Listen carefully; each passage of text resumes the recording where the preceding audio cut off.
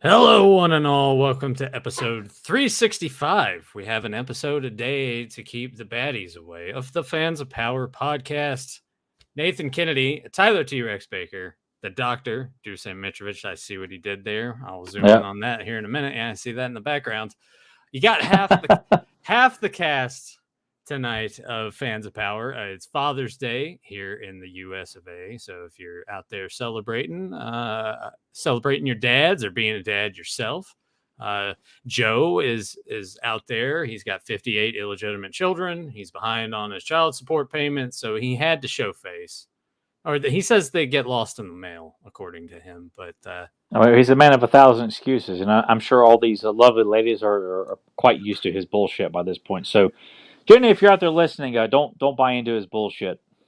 yeah, and just hope that he comes home with tons of goodies from all the kids. Probably just a bunch of cards with gift cards inside. With middle fingers drawn in them. And Ren, of course, doing the Father's Day thing, as is Rebecca. She's hanging out with her dad. I hung out with my dad a little bit earlier today. Got him John Wick 4 and Tulsa King Season 1 for him to watch because he's having surgery next week. So he'll have plenty of downtime, and that should be a good chunk of hours of entertainment for him to enjoy while he's recuperating. I spent my Father's Day with my dad. He specifically asked if I would help him point out things for a better diet, which is a conversation I've had with him many times. But I said, all right, we're going to go to the grocery store, and I'm going to buy you some things to get you started here. So hopefully it'll snowball and things like that. I even prepared some turkey burgers with some liquid smoke and table blend. I'm like, what'd you do? Just give him turkey burgers? Like, here No, you go. he You're asked. on your He way. asked for that. He asked me. He's been asking me to make him some anyway. But the whole point was like, Dad, go for these items just to get you started. You know, Erica's got all kinds of other ideas as well, but I needed to get him somewhere and just hope he'll follow it and stick with it. He goes to the gym a lot now, but if you're not eating right, go to the gym all you want. It's not going to make a bit of difference. Yeah, that's true too. If you're especially being older, your metabolism not exactly what it was. If you're still pumping in the junk in your body, then it doesn't do you a whole lot of good. You know what? Even though today is Father's Day, we can also celebrate those mothers who stepped up to be a father as well. Absolutely. So all around, celebrate that person who you would consider the father figure in your life. I got a message from Emily there. Let's zoom in on this. If no one's taken the time to notice, looks like Warwick is a fan of our Point Break 2. Yeah. Well, I was gonna say like our beach body fucking calendar or whatever, Yeah. I guess it would be like a Fans of Power's version of a Chippendales calendar or something like that. I dare you to sell it at PowerCon. What, an 8x10 of that? Yes. I'll do it. Yeah. I'll do it. No. Like, Joe's gonna be the one to come over and buy all the copies of it. Like, Joe, what are you gonna do with those? None of your fucking business. I'll do it. I'll print out a handful of those. Deucen, is there a way for you to take the image and like clean it up and make it sharper? Because the image itself is a little like bad. I could try it with AI. All right. We'll do that. We'll see if we get that if we get it sharpened up, and I'll print that out on some 8x10s or some 5x7s, or maybe make it wallet size, so you can put it in your wallet with all your other photos, and they'll be like, who are those guys? Yeah, that's part of the Fans of Power. Yes, which I mean, people wouldn't even really recognize me in the photo anyway. I don't think anybody would know. They just would probably say, "What the hell you got a picture of two shirtless guys in your wallet for?" Yeah, that'd be awesome. It's 2023. Yeah, get with the times, man. Yeah, it is, but not everybody is walking around with a wallet-sized picture of two shirtless guys. Maybe we should let Joe put that on TeePublic. Let's see if people want to put that on a T-shirt too. No. I mean, like, no one is going to buy it. Yes. Well, then again, there's some weird, fucked up shit on TeePublic. So yeah, that's true. I guess it's probably one of the more cleaner things you can find that doesn't involve, a cock. It's just like because there's so much stuff in the relate, just like Spider-Man and a penis. Oh look, it's a basketball team with a penis. Like it's just penises everywhere. Like you What cannot have. shirts were you looking at? Dude, you do a random search for He-Man, Thundercats, Turtles, Marvel superheroes. You're gonna And find you get something. lots of penises. There's all these people who just they can't draw what the fuck. So it's like people who go to the bathroom and take a shit, and it brings out the artist in them. I'm gonna draw a big dick on this wall here. Yeah, people do that at work all the time. Actually, I'm like, dude, it's either they're either drawing dicks or like Bible verses. I'm like, man, what extreme to another? It's like that at Virginia Tech. All the bathrooms are just filled with either a phone number, a political view, a dick, or Or Joe Amato's phone number. Yeah, which that one I could say. Actually, that one I get a good chuckle on. People we should. Jenny is here. I'll get to the people in the chat room in a second. Jenny, if you want to message us Joe's new cell phone number, we can take that and make some use of it. Write his phone number on the bathroom stalls.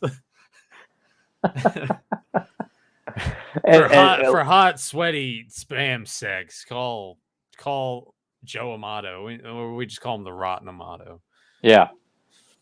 Or like what Jim Carrey stumbles across Seabass's message in the bathroom in Dumb and Dumber. Yeah.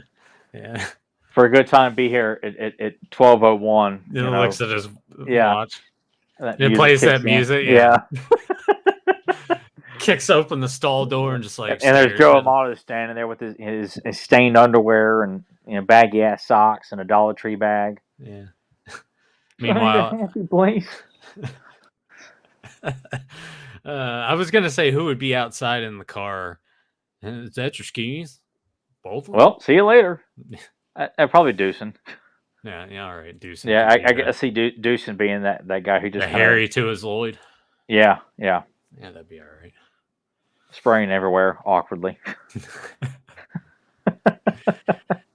Deucin has no response to that. I guess Deucin's along for the ride on that one. I guess Deucin would kind of be like the random hitchhiker that gets picked up. Even though in the movie it's staged, but if Deucin was going to be a character in like in a road trip movie, Deucin would be the kind of elusive hitchhiker. Yeah, are you implying that I'm some kind of a murderer? No, that's what the audience is going to think, and then you come through in the clutch and turns out you're the sweetheart of a guy who takes out who either saves the day, saves the girl, or takes out the bad guys in the most. Crazy ass. Like fucked up manner. It almost looks like you'd be as bad as like Hannibal Lecter, but you're really a good guy.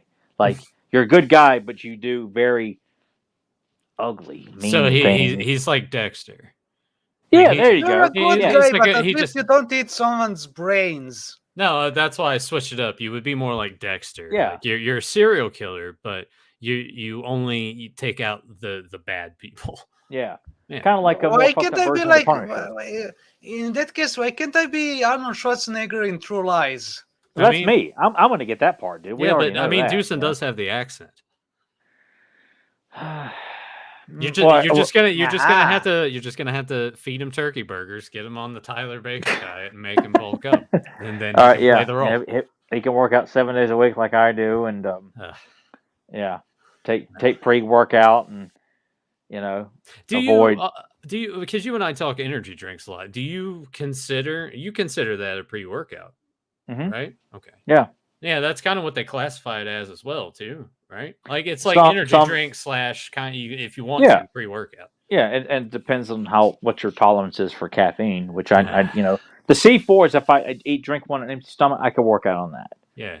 Whereas I typically need something a bit higher. Like 300 or more. I can't do the reins, man. It wires me. I feel like I'm just a ball of jolting energy. I can't do that. Yeah, awesome. I can't do those. No, I think even doing that, if I was like you and did that and worked out, it would still be bad. It's like listening to Deucin's like upscaled version of the He-Man on the intro. Listen to that with like after drinking like an ice cold rain. Oh my God. You're just so energized and pumped up. You can do anything. You can run fast. You can pick this up. You can get the best pump in the world. How when you run, how far? Like, I know you pretty much run on a track though, but how far are you running? I really don't have like a specific. I try to do cardio for about 15 minutes. Huh. Either run really fast for one lap, then walk one, or run two, then walk one, or do a rowing machine, or to climb the ladder, for 5-minute intervals, something like that. When you're doing that, are you pretending that you're Jeff Hardy when he was fighting Undertaker for the? Like, hey, Taker. No, no. Yeah, no, I meant when No. you're climbing the ladder and it's like Jim That's Ross, what I'm saying. Yeah, make yourself famous, kid. yeah. No, not quite. I'm listening to Bloodsport or the fight in Rocky 2 or something like that. Something that lasts a while, that has like great and energizing music. Tyler's musical. I'm not gonna say knowledge is not the word I'm looking for here, but his musical range and taste in terms of things that he doesn't, he listens to music, but it always comes from a movie or a TV show. Like, Yeah, there is a lot of music that I listen to that has nothing to do. Like with, what? I mean, but it's a mixed bag of like 80s and 90s songs, and, Okay. and it's Name one. Name one. I like Caribbean Queen by Billy Ocean. I do. That came on the radio yesterday, and Emily was singing it. I'm like, did you know this is like one of Tyler's favorite songs of all time? I love that song. If not the favorite song of all time. No, actually, your favorite song of all time is what? Blue Monday. Blue Monday by Orgy. Yeah. In the Air Tonight by Phil Collins. Marilyn Manson's Beautiful People. Land of Confusion by Disturbed. Oh no. Yeah, I love that version. I love it. No, man, Disturbed fucking sucks, man. I don't like all their music, but they had a couple of good songs in there because there's a lot of shit music. But you like their Stone Cold? No, Stone I didn't Cold like theme? it. Derek liked it. I remember. Yeah, that shit sucked too, man. Disturbed sucks, dude. Like, that's why I'm not a music guy. If it just sounds good, I'll listen to it. Like Prince, Michael Jackson, Motley Crue, Yeah, just all kinds of Creedence Clearwater. Hey, Creedence is. It's funny that you like. I feel like Creedence. It seems anyway is universally like everybody fucking loves Creedence. I don't know why. I like them too, but it just seems like everybody does, probably except for Dewson. Yeah, of course. Dewson, like who? Exactly who? Yeah. Well, let's learn a little more about Dewson right now, dude. What music do you like? What do you listen to? Stuff from the 70s, 80s, like Queen, AC/DC. Okay. Yellow. Oh, good. I like both of those. What was the other one? Yellow. Yellow.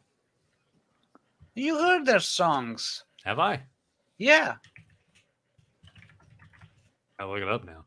Okay. I like his little renditions that here. bajillion times. Also, Hey. if you watched Miami Vice, their stuff was. Well, hey, if it was on Miami Vice, that was my gateway for a lot of songs too, or at least made me appreciate it more. Then you absolutely heard some of their stuff there. I just found that, Nathan, we have another person we can discuss Miami Vice. Deucey, can I assume you watch Miami Vice? Actually, no. Fuck.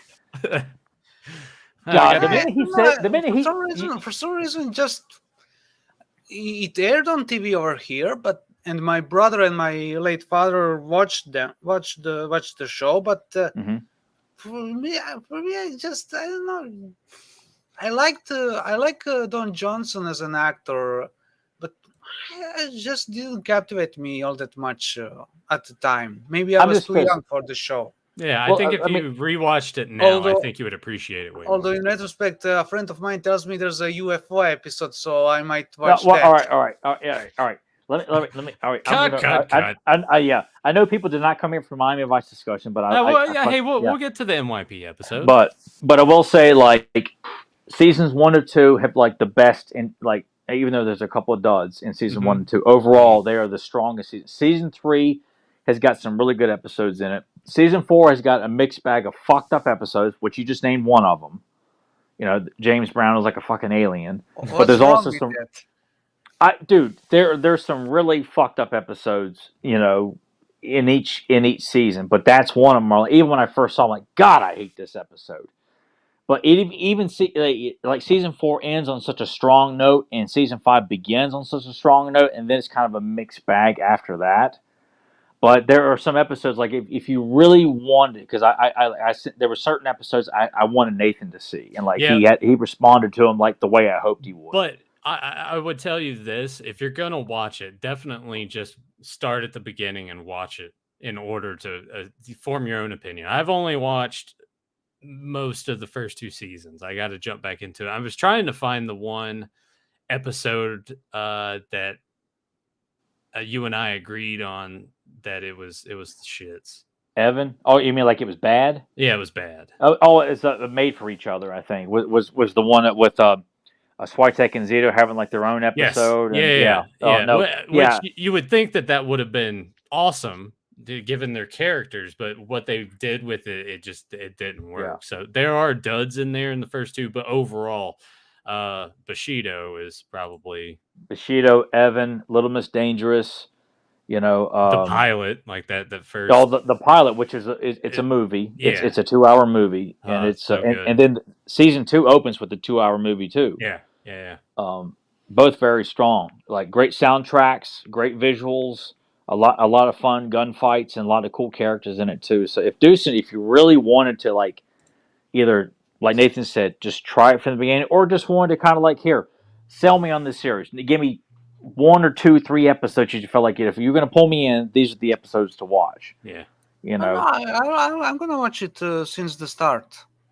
Okay. Since I usually do it like that. Like I even watched Doctor Who right from the start, and that's like a bajillion seasons. Yeah, that goes a ways episodes. back. Yeah, that's devotion. But there is continuity in Miami Vice. Like there's characters that come back, or things that are set up in early. That's impossible. Nothing in 80s has continuity. Nothing. It was all This lame and cheesy. this does.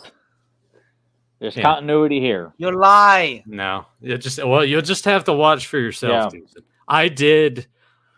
I watched that Merv Griffin show episode. Episode of Seinfeld, and I still don't like the only part of it that I thought. Watch the one I mentioned, The Garage. Watch that one. The only thing that I thought about that was really funny was at the beginning when Kramer and Jerry are walking and they see the set in the dumpster, and he's like, "Is that what I think it is?" When they're talking about that, and Kramer's being Kramer, it's fine, and that was funny. But then there's a couple parts once he's got it set up, and he's looking out like he's talking to a camera, and of course there's nobody there. Yeah, like that's pretty good. But everything else just sort of fell flat for me. Like the whole thing with George and the squirrel. I'm just like, okay, whatever. And then Jerry being an asshole, and was just like, yeah, I'm going to do all these things so she'll fall asleep so I can play with these toys. But I thought it was awesome though that a pretty woman like collects toys because she inherited them. Like, and it was just fun to see everyone bring up the kid. They were her late fathers or whatever. Yeah. And I'm like, all right, well and then Jerry's an asshole. And he's like, oh, I'm gonna bring a turkey, and George is gonna have his kid home movies, and she's gonna keep falling asleep, and all these other people want to come check this stuff out. Oh, another excuse to make. But yeah, that's the point, is that they're not, and they acknowledge it in the show that they're not good people. Yeah, that they do shitty things, even though Jerry tends to be the better of. He's still guilty of doing some petty bullshit. Yeah. I still didn't click with me. I was like, it's okay. Garage episode. You know what? Maybe I'll give that a shot too, but I don't think it's going to sway my opinion too much. I think that the Curb Your Enthusiasm's the way I need to go. In that, see the thing with the Garage episode, it's one of those episodes that's a slice of life type of thing. Like stuff that people encounter in their daily lives. And which a lot of those early episodes are like that. A lot of the early ones are like that. Like the airport too is like anyone who's, obviously dealt with the airport or any of that stuff. And then there's also the restaurant episode, yeah. And there's that one episode where they're stuck in the traffic. Yeah, and in the last season, yeah, where the entire time they're just stuck in traffic and they're trying to find a bathroom and stuff like that. So there are some. But you know what? I mean, it's if it doesn't click, it doesn't click, man. Like it can't be forced. I'll give that Garage episode a shot, and but I don't think Seinfeld's for me. But hey, at least I watched it and gave. Yeah, you gave it a shot. Unlike certain Italian American. Yeah. He's getting to it. All right. He's got a lot of presents to open tonight. A lot of cards to read from his 58 illegitimate. A lot of checks to write. Yeah. Yeah. A lot of bad checks to write. Yeah. They're coming for that money, and I'm sure Jenny's, digging in. Hey, you know what? I'm sure Jenny's probably owed a couple too. I'm just assuming he's probably, bum money off of her, and I promise I'll pay you back with interest. Wait a second. Jenny, are you a fan of Seinfeld? All right. Well, while we wait. Yeah. While we let Tyler. What? No, thank you. It's a good thing, Tyler.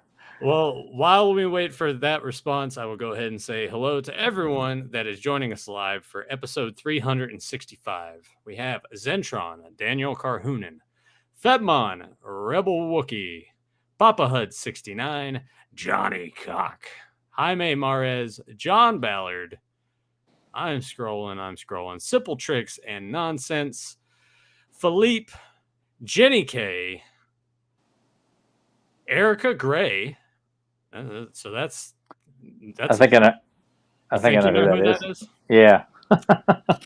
Parik is here. Kaz. I want to say Kaz though, because you got two A's there. So Kaaz.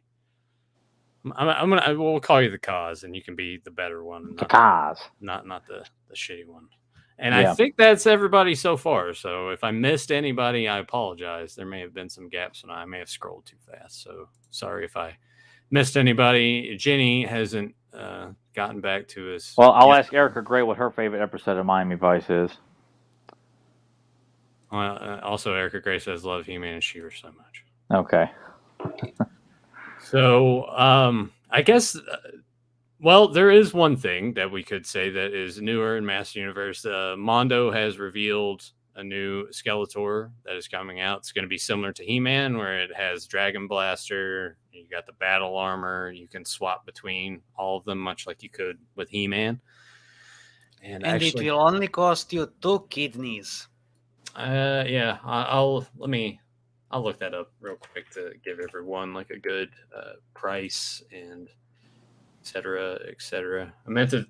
I kind of forgot all about it, because I saw it in the middle of the week. I'm like, oh, well, that's cool. Yeah, that's kind of what I thought too. It looked really cool. Yeah, so here we go. Available for 10 days only. Skeletor Deluxe Time Edition 1/6 scale. It arrives this Tuesday, June 20th at noon Central Time. So that will be 1 p.m. Eastern. Free shipping to the US, Canada, UK, and the EU. Payment plans are available. I want to say it's $260. It doesn't have the price here. I wanted to say that was the case. God, I can get some high dollar key issues of comics, for like half that price. Well, let's do this so everyone can kind of get a look here. It looks awesome, though. I mean, it is a beautiful figure. I love all the options on it. It's I wish they had done this from the very beginning. I do too. It's like, dude, what were you guys thinking trying to do like your own version of these? But characters? It's good. Not that it was bad. Yeah, especially for that amount of money. It's like play with some cheaper merchandise with your reinventions. When you ask for this much amount, give the fans what they want. Yeah, and this is pretty decent. Although they could have cut on some stuff, like here, for example, this fart cloud. It just doesn't work for the dragon. Right here, the Alcala head. It's like it just comes across as too goofy looking. Like, it does kind of look like a Halloween mask almost. Yeah, that brown skull. Like, why is that needed? The toy-like head. It just looks atrocious. I mean, like, this looks worse than the Origins head. But that is nice. I mean, right there, the Alcala head doesn't look bad. You can see how goofy it looks. Well, Tyler said it doesn't look that bad right there. Right there. I mean, but also proper shading and photography makes a lot of things look better than they really are, and you get it in hand, you're like, God. But that right there, like that shot, it looks great. I mean, Skeletor looks. Yeah, Mattel, why can't you make the Skeletor look that menacing in your your various retail lines. Like, This why does he always? photo, this photo makes Terror Claws look good. Yeah, And of course, you have the wired cloth cape, which is a beautiful touch. So yeah, yeah, it's a great figure. I just it would be nice if some of that stuff was made available to everyone, for a lot more easier to stomach price. I mean, I know the high end collectibles it's going to be hundreds of dollars. I get it. It's not meant. That's another weird thing is that according to Joe, the demand has increased for these things, and you would think that because the demand has increased, that the price would go lower, and yet it's going up. Which that seems to be how people do things nowadays, as opposed to they just get greedy about it, and at some point, these ideas are going to flop. Because they'll get to where if it's like over 300, is like without taxes. Yeah.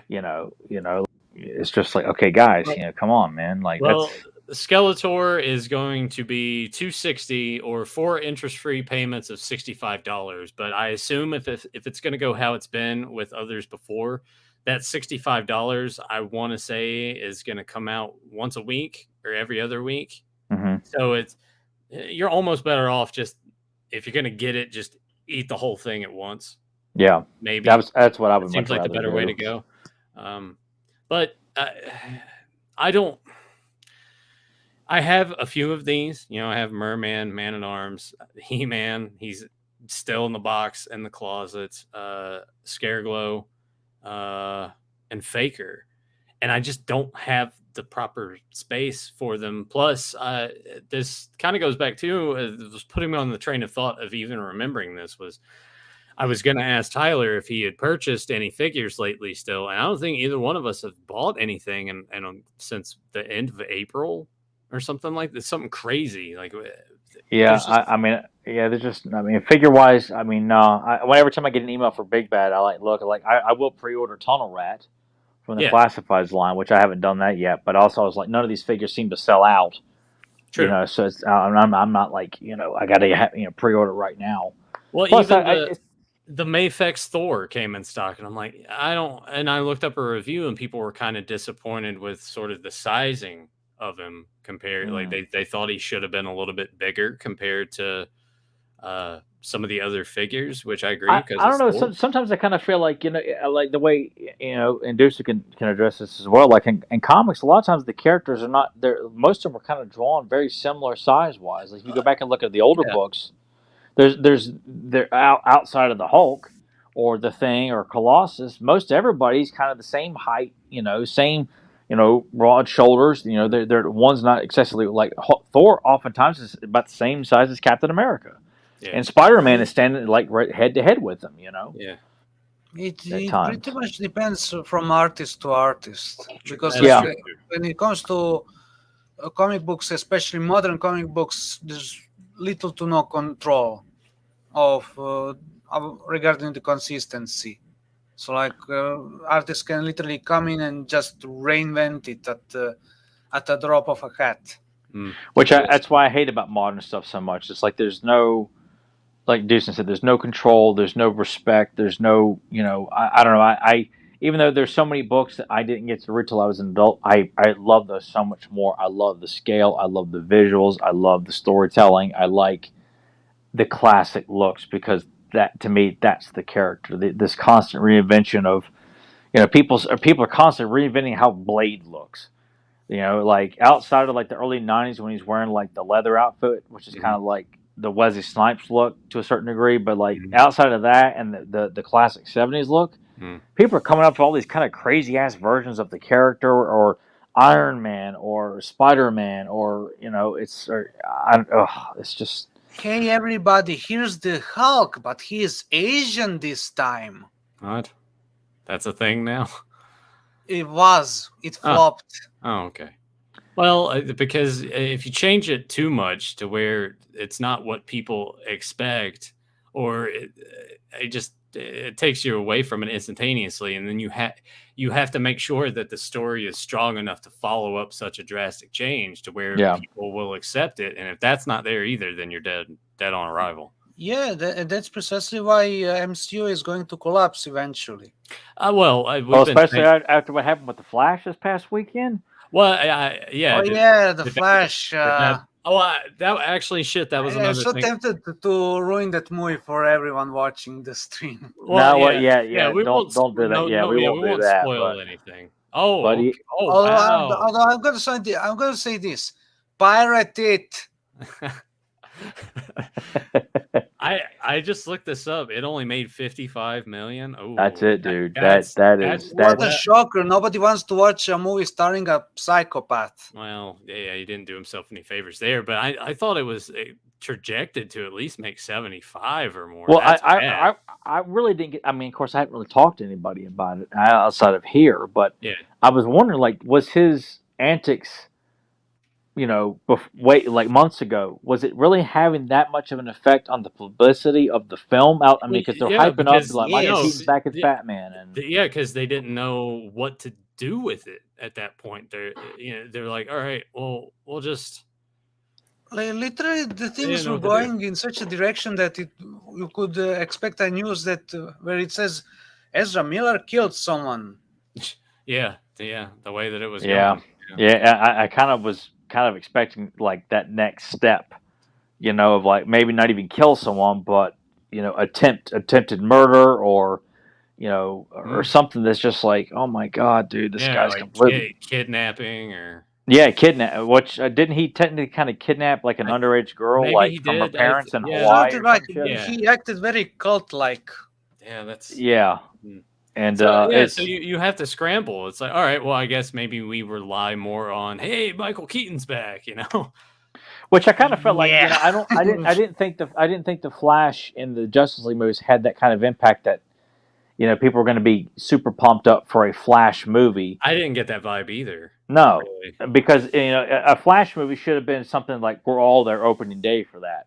But this interpretation doesn't come off like it was leaving its impact on people. I know Aquaman had its fans. Wonder Woman clearly had her fans, but I got nothing that said the people want a Flash movie. It was honestly all I saw was more about I want to see how Michael Keaton is as Batman. Yeah, that's all. Honestly, that's the all biggest all, selling point for the whole thing. Yeah. To me, anyway. And then after what Deucen shared with me, and I'm not going to spoil it, but Yeah. I'm like, okay, you guys like are really trying way too hard to do what Spider-Man No Way Home did, like to an obscene amount. Where like, is that what you're really cashing in on? Like trying to copy that formula? References. Yeah, I'm just like that ain't a movie. That does not make a good movie. Like, That's look at this. Like, that does not make a compelling superhero story. That's how I felt about that Spielberg movie, Ready Player One. Yeah. It was pretty much like a generic baseline dystopian thing, but most of it was, hey, how many of these things can you spot that I remember that. Oh, whoa, that's in there. Whoa. Oh, Joe had the hardest nipples over that movie. He's like, you don't believe it? He-Man's. And I'm like, who gives a fuck? He-Man has nothing to do with the story. Version. God, like what's even the point of that? Like, oh, you're going to feature He-Man, okay, but why doesn't he look like the Filmation version that is the most popular version of all? Why make him look like that? Like, it's just it's so lame. Like, at the same time, they have a fucking Gundam looking exactly the same. They have Iron Giant looking exactly the same, but they had to reinvent He-Man. Probably because everyone thinks He-Man's gay because that bullshit meme or VH1 said he was gay or it's all over the internet. Case, they would have featured Prince Adam instead, and you know what they would do then? They would surround him with rainbows and shit and have him laugh. Just Yeah, I hope one day we do find out who is responsible for that, so I can smash their head clean out of their ass. We did. Who There's was it? Instagram account. The guy has an Instagram account. I can't remember exactly what his name is, but please tell me you wake up every day and send them like a threatening letter every day. Yeah, Deuce's taking the time to mail him a letter. There's no need for that because the guy has tried to cash in on the meme, but he didn't do well. I mean, all right. Well, at least he didn't make any money from it. I just hate memes in general. Yeah, how people he just doesn't decide make all of a money sudden. from that. Universal does because they claim the video. Yeah. Well, yeah. So fuck that guy and fuck Universal for claiming it. Speaking of the Flash, which this is kind of a funny thing about the entirety of this coming out, and that it's coming to light that we're going to have the changes cinematically. James Gunn coming in to be the head of it. But JSP says here the real problem is DC having to start over with their cinematic universe. Basically, this Flash movie won't matter. And it's absolutely right. And you look at it too, and it's just that whole Snyderverse. It's just like in one ear, out the other. Like it's like the DC New 52. They hey, we're rebooting everything. You know what? Fuck that. We're gonna The public, but also, public will resonate with dark and gritty approach because it's so realistic and people want to watch realism on the big screen, and it's going to be wonderful. If it does really well, we'll have Batman get raped in prison. Yay! The only reason I feel that happened is more so the Nolan movies were so popular and made so much money. Overrated. Well, yeah, absolutely. We all agree with that. Yeah, and if you haven't checked out that, go watch what we did last week, where we did the tier list of the Batman movies and characters and villains and everything. But I think just that baseline, this did really well for us. We need to stick with this to try to also be that counterbalance, because Marvel's swaying more towards we're getting all the kids in there, all the soccer moms are there, the jokes are there, like everybody's loving it, right? We want to be the opposite of that, but it was too much of that. But you're forgetting that DC tried to go the same route as Marvel with Suicide Squad. Well, that's what I'm saying. Yeah. Like they went kind of grittier and dark and then tried to lighten it up enough, and that didn't work either. So they were just fucked anywhere they went. They really because at the same time they were also trying to be gritty and dark still, but also funny. And you can't do that. No, and I wish people would take time to remember why we are where we are with superhero movies. Anyway, it's like, you remember how all this got started. You go way back, the first Superman in '78. Then you got Batman, and then then after second Batman, what we had is Hollywood going, we know better, we're going to really fix this, and then they ruined it. Whoopsie. And that's where it's like, okay, then you go back and we get Blade, and then Blade is the root, the seed that got us, and yet everyone forgets thinks that a rated R super movie, outside of Deadpool, a serious superhero movie that's rated R, won't make any money, and yet X-Men and Spider-Man were greenlit not too long after Blade clearly made more money. Correct me if I'm wrong, because I haven't really watched all that much Blade movies. Did Blade movies abuse the R rating, or did they do violence and gore naturally? No. The sequels, I don't like 2 and 3. 3 is by far the worst. 2 has its moments. But the first one, all right, but yeah. It has its moments. But I think a lot of the guys are trying too hard to be cool and brooding. It's like, look, turn it down a notch. We know what you're trying to be. You're trying to be vampires, but quit with the whole whatever. Fuck. Some of those guys they're trying too fucking hard, trying to be so cool because I'm a vampire. We're the Blood Pack. Man, fuck all of you. But the first one has a great balance of like a couple of humorous moments here and there. But the movie takes the source material straight. The characters are taking the role straight. Like Blade is played as Blade. Deacon Frost is taken as a very threatening villain, along with the vampires in general in the film. The only thing, there's no like super edgy moments, right? I mean, there are moments. I know, like when Deacon's like becomes the blood god and he's like getting his limbs sliced off and they come back, reformed through blood. Like I know people would probably tear that apart. But the rest of it doesn't rely on CGI for the most part. That's what I was going to say. That's the only aspect of it that makes it totally perfect. Is just, and that was just because of the time. This is 1998. CG's not. It's getting there at this point, but it's still very the CG in '98 in that movie doesn't hold up as well or look as cool as you thought it did. 98. Yeah. 98, but also the CGI what they're using it for. It was 98. It was August of 98. It was the year before the big summer of '99 with The Matrix and Star Au- Wars, Deep Blue August Sea. Like, August 19th, 1998. yeah, I was there opening weekend, I could have Friday, sworn Saturday, that and it Sunday. came later. Nope. Then weird. John Carpenter's Vampires came out of October that same year and was attached to the Blade movie, a trailer. Like, that's how I found out about John Carpenter's Vampires. It literally came out at the perfect time, because what did you have right then? Nothing. Yeah, There Nothing. was no competition. No, because Batman and Robin And came out the year prior before. to that, you had Batman And and Steel Robin, did too. and that franchise was dead. Yeah. Yeah, so Blade comes out, and I know, me and my brother knew who Blade was, and we were like, "Oh my god, like Wesley Snipes!" Because I've been wanting to see Wesley Snipes' Blade for years. Even Black Panther, like, give me one or the other. Yeah. This is back when there was like mentions of like Tom Cruise playing Tony Stark as in Iron Man for New Line Cinema, and we just like, "Oh my god, this movie's amazing!" Like, the theater was jam packed. I mean, people, it was the minute you saw the blood shower in the meat house, like that was like, oh my god, we're seeing something this is not Happy Meal related. This is like we are taking the source material and we're going to run we're going to score the biggest touchdown of all time with and this. that and track, they did. that track, fucking the soundtrack. Oh, that track for the blood for the blood red, at the beginning. And then when Tyler's talking about the funny moments, it's not like over the top, haha. It's like Whistler saying something, it's like, Whistler, how you feeling? Oh, hammered shit. Yeah, that's actually the second. Is this the second one? Yeah, that's second Blade. Yeah, as long as it's not the immature toilet humor.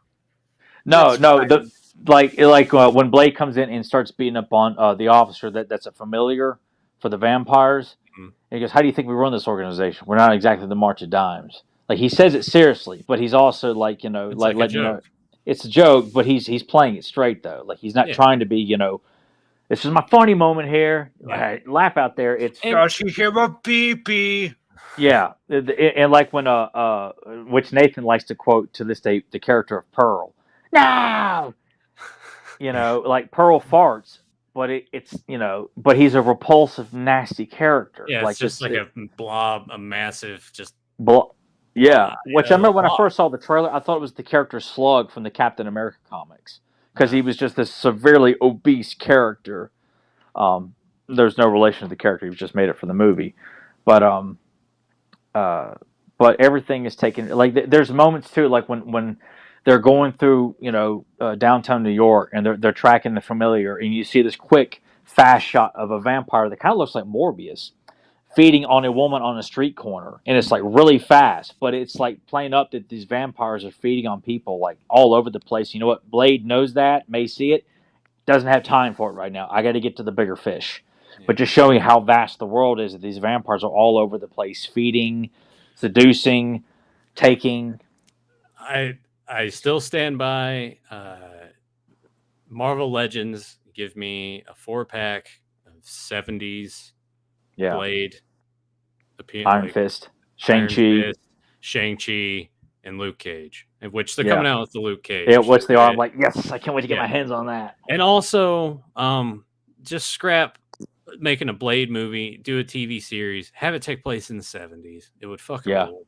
Well, actually, it probably wouldn't. They'd mess that up too. But I don't expect anything to be good while Disney's running the show from here on out. And it's not just us sitting here like, hey, old men yelling at clouds kind of thing. It's just they need to.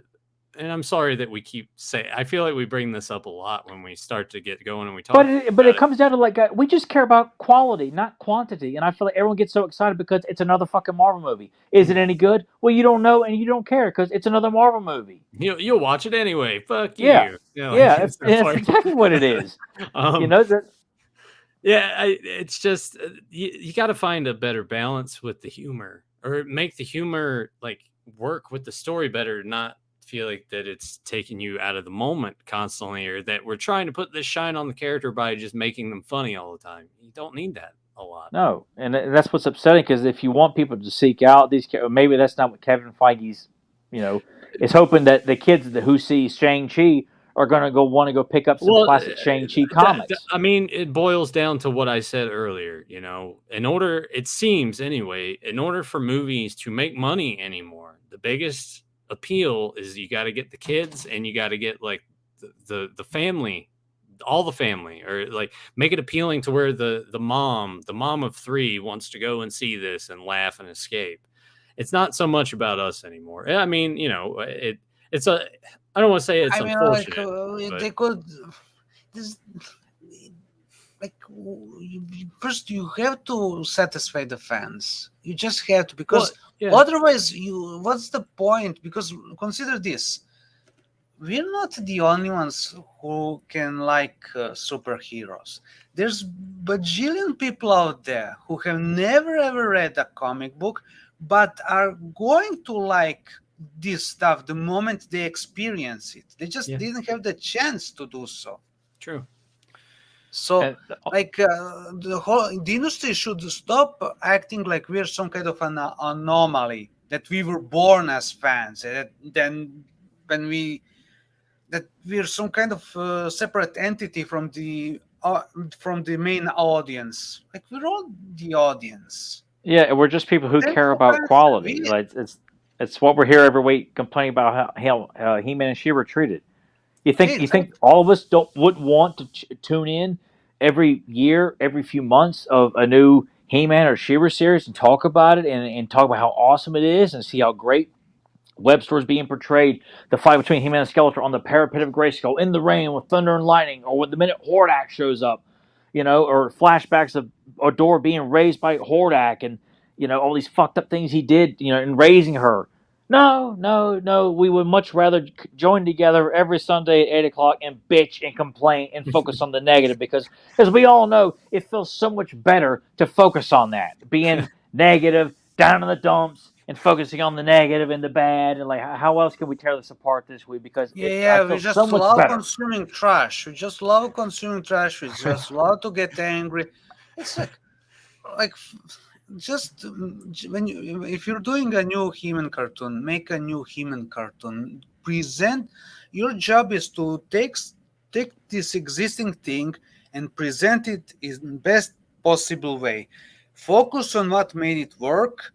Ditch all the crap that didn't work, and you'll have a classic show. You'll have a classic show that will satisfy us and that will attract real new fans. Balance. Not some posers that are going like, oh, this is produced by Kevin Smith, so I had to watch it because Kevin Smith. Yeah, him being used to help sell the idea that he saw the Schumacher cut. Well, I don't give a fuck if he saw it or not. And why don't you go and sit there and say that, Tom Brady saw it too? What do you fucking do? What does that have to do with anything? We all know Kevin Smith is a bought and paid for opinion because people are dumb enough to think, well, if he liked it, I'll buy whatever. And if he likes it, like, oh, God. Well, Tyler, you're making him cry. Oh, that's right. Well, you're getting it to the point that, I said that before. If I was in his position and, I think a lot of people would hide in a hole like Saddam Hussein. No. I think people often forget, for better or worse, but, even around the time that he was doing Mallrats and Dogma, which Tyler and I are like, oh, that's kind of still good films. Smith at his peak. He got opportunities to do other things. He got to, do Daredevil comic books and do other superhero comic books. Doesn't mean that he probably should. Batman, where he made him piss his pants. Yeah, but what I'm saying is he got the opportunities to do those things, and then there's just that veil of, oh well, he's the pop culture guy. He likes Star Wars. He kind of came in at the time period along with the rise of the MCU and all of this, that the geeky stuff. All these people are like, you know what? I'm a nerd, and he was given the opportunity to be the poster boy for that, and they gave him a shitload of money. It's like, here, you can have it. If they came up to me, if someone watched this dog shit show that we do every week, and they were like, hey, you know what? We really like what you do, specifically you. And we have this idea. Here's how much money we're going to give you. And we want you to promote the shit out of this. We don't care that you never watched it, but we've just seen you talk about this and whatever with other people. And we're going to make you like Chris Hardwick, man. We're going to give you like a Talking Dead show. So after The Walking Dead's on, we're going to give you a talk show, and you're going to bring all these bullshit people on here, and you're going to talk about The Walking Dead, whether you like it or not. You can just be there and just shill the thing. If they paid me a shitload of money to do it, hell yeah, I would do it. I don't blame Kevin Smith at all. Well, it's not so much that, but it's like, okay, how long do people continue to think that this is the guy when it's quite well known he is bought because studios to this day still think he's the only guy. Other people, going back to like the general like Patton audience. Oswalt is another one of those assholes. Is like I'm a nerd. I like Star Wars. I think it's all great because I'm Patton Oswalt. But other people don't care about that. They just see a person that they've seen them and other things and have liked them, and they're like, oh, I like that guy. What does he have to say? Oh yeah, okay, I'll check that out. They're not caring. They're like, well, has he watched every single episode? Does he have the DVD box set sitting behind him in interviews? It's like no one else gives a shit.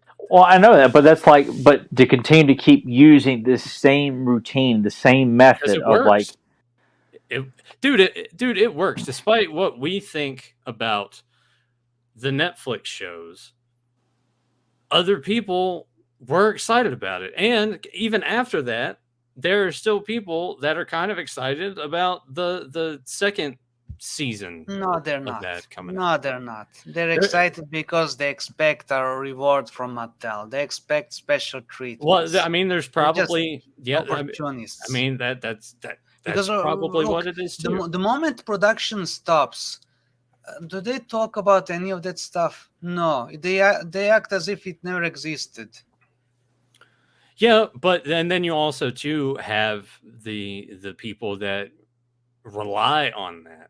Like they need the new stuff to make new content.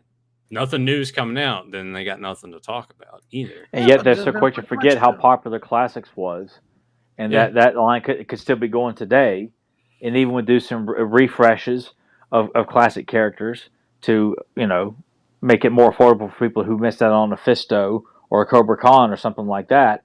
No. We want to scale down and only hire the Four Horsemen when we've taken on more than we can handle and have them do a better sculpt than what we could do. So the line is completely off balance from the very beginning. Well, I noticed this in our Facebook group too, that Jason Lafferty posted, mail call, just love Granomir. He got the PowerCon exclusive green Granomir. Oh, okay. And one of the members in our group commented and said, I didn't know Classics had Granomir. So there is a lot of that. It's like, I didn't know Classics had this character. What is Classics? So, and they had him in 2 colors. Yeah. Originally red, and then later on PowerCon green. A PowerCon variant, yeah. Which I remember initially there was a that you could vote, and only if you attended PowerCon to decide if the first Granomir that came out was either going to be green or red. And of course, red was a landslide. Yeah. And I was so pissed off about that because I'm like, even if there was no way sitting here in my home in Virginia that I could vote. Say I cast my vote for red Granomir. I'm letting people who got to go all the way up to California decide my fate. Yeah. I'm like, this is bullshit. I'm gonna complain to Val when I see him in person. Dude, there is part, even though it's really expensive now. I would like to. I have a green Granomir because when I was starting to accumulate classics, way cheaper than the red one at the time.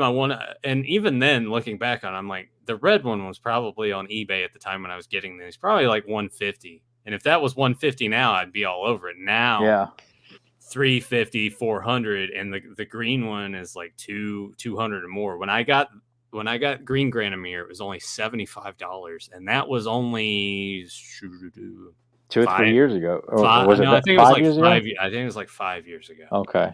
And the prices have just skyrocketed since then. Yeah, it was a great run outside of the shitty stuff we've already talked about. That Nylik was licking his fingers and touching everything with it. But the Horseman is what made that line so captivating and like the quintessential action figure line. I mean, it was just perfect. It really was everything the Horseman did. And even though they're not directly tied to it as much anymore, except for the occasional like Masterverse figure tosser. Yeah, they're essentially like mercenaries for Mattel right now. I'm glad that they decided, you know what, we're just going to do our own line, and they even come out with figures that have color schemes as sort of an homage to their past. Which is it's so bad to think that these guys are still that passionate about Master of the Universe, and Mattel just insists on using an in-house group to do all the sculpting, and yet calls upon the Horseman every so often for a random figure in a wave. And you can clearly tell that they've worked on as opposed to whoever they've got in-house doing it. And it's just, people, I'll still say it again. I want everyone to have the best He-Man product possible, from printed media to visual media to the figures. It needs to be nothing less than the absolute best it can be, because we got it in the 80s, and we're talking 40 years ago at this point, and nothing has come since that has like the same passion, the quality, and attention to detail, from box art to the animation to the head sculpts to the ideas. And yet, and here we sit and talk about this stuff every single week, coming up with all kinds of great ideas. Deucin and James have done beautiful work pointing out what still could work or what did work. And yet people are like, we have no time to revisit the old stuff. I got to have my modern bullshit because it's in the now. This is what's cool. Like, okay. I will, because John posted this on here, and I will slightly agree with him despite what you guys think. I do think now, compared to when they first started the line, I think that Masterverse has gotten slightly better in their design a little bit. I'm not saying it's perfect, of course, but they, between that and the Origins figures from the beginning, how we were really pissed about the face sculpts, and now it seems like they've gone back and changed face sculpts on He-Man and Skeletor. They have it seems like they are taking more consideration and feedback from what people have said. Is it perfect? No, but at least they are starting to take those steps. It might be a little too late, though. Well, that's why I kind of feel like, guys, I know hindsight's 2020, but it's also like, why wasn't your perspective when you like, okay, we want to take the brand back and do our own thing and honor this brand that made us a lot of money. It's one of our franchise, properties that we have, and yet you don't give it your all. As we point out, the comics were done by interns, and the face sculpts were done by people who clearly didn't care about the details or really try to give like the best head sculpt right out of the gate. It's like, why wasn't your heart in this from the very beginning? Like, what? I'm sorry, were you focusing on, hey, we'll get that Barbie movie off the ground? What were you focusing on? Were you out to lunch? I know now that we have as many people as we do on the show, we've kind of discussed about when it comes to guests, we're going to kind of like move away from having that be as frequent as it was. But I would be interested, honestly, if we could have a legit conversation with someone that is heavily involved right now, currently at Mattel, and just be like, all right, what the fuck? And just see how they respond to that. I could never. I just almost feel like, because there was that one incident where we had some of our other illustrious crew on here, and they took a lot of shit from people I think who were associated with Mattel. It's like, because they voiced their honest opinion on our podcast. Yeah, and it's like, I could never picture in a million years anybody who has worked on the brand, even within the last 5 years, be willing to come on here and understand that, like, we're not the Kiss-Ass podcast. We're not going to come on here and be all product placement bullshit. Like, we want to know why you guys didn't deliver and maybe in their eyes they think they did. Well, you know what? We're letting you know in advance. We don't like what you did. Most of us, because Joe's here. Joe loves everything. Yeah. That's why Joe's a traitor to this faction here. If we're gonna have anybody that this faction turns on, it's gonna be Joe, because Joe's like, I like it all, I'll buy it all. Like, even though he'll fucking buy it and then go complain about it. Well, you think Mattel cares what you're not like that? You bought it. You still gave him your money. I've gotten rumblings that we have been. They know we exist. I've been told this. I've been told this a few times. So, one day, maybe we should do that. All right. Throw the gauntlet down now and just be like, hey, if any of you at Mattel if you wouldn't have to worry about getting fired or anything, if you want to come on the show and just legitimately talk to us, and we tell you like, hey, like these head sculpts were fucked at the start. What? It probably wouldn't work. It'd be a total mess. I just feel like for one thing, we have Deucin on here. If anybody who's not going to I can be reserved and polite. We couldn't have Deucin here at all. Deucin's like, we got to have him in a crate. He's like the Tasmanian devil. If we open up that crate, we're not going to get him back in there. Yeah, You he's like know, a piranha, man. He's just gonna eat him alive. yeah, and probably and deservedly so. I feel like because I feel like I think it's there would be a way that we could honestly. I think legit we could make it. We could be professional enough for a change. we could be, and I That think we all could, but also that be we like, could sit down and just have a good, honest, like, hey, we didn't like this. We heard that interns worked on these mini comics, fact or fiction. Get the honest truth. Be like, why, if that is the case, you have all of these talented artists, and we've even had some of them on the show that love Master Universe. We have people that can create stories. Or you've had people in the past that have done this stuff for you, or have written bios for you. Why are these people not involved? Why instead are we going this route? yeah, Well, if the whole Hard hitting if the whole- questions. Well, the answer is because Tyler said mean things. Oh, But here's a fun thing. Way back in 1960s, there was you know how comics had, I don't know if they still do, they had letter pages. Mhm. DC Comics, there was a regular reader who was writing letters. Her name was Irene Vartanov. I mean, she's still alive, thankfully. She was mercilessly criticizing the stuff DC was writing on Wonder Woman and other titles. Like, she pulled no punches. And she left such an impression that DC Comics would literally reply to her in the comics themselves. Like, there's a story of Metal Man where the whole story revolves around her letter, which is crazy. But here's the thing. Here's a big difference between now and then. You know what DC eventually did? They gave her. Yes, they gave her a job. They gave her a job to write comics. Well, because I think that's a good way to do it. It's like, all right, here's this person that's badgering us, giving us shit. Your stories suck. I could do better. It's like, all right, money where the mouth is, you know?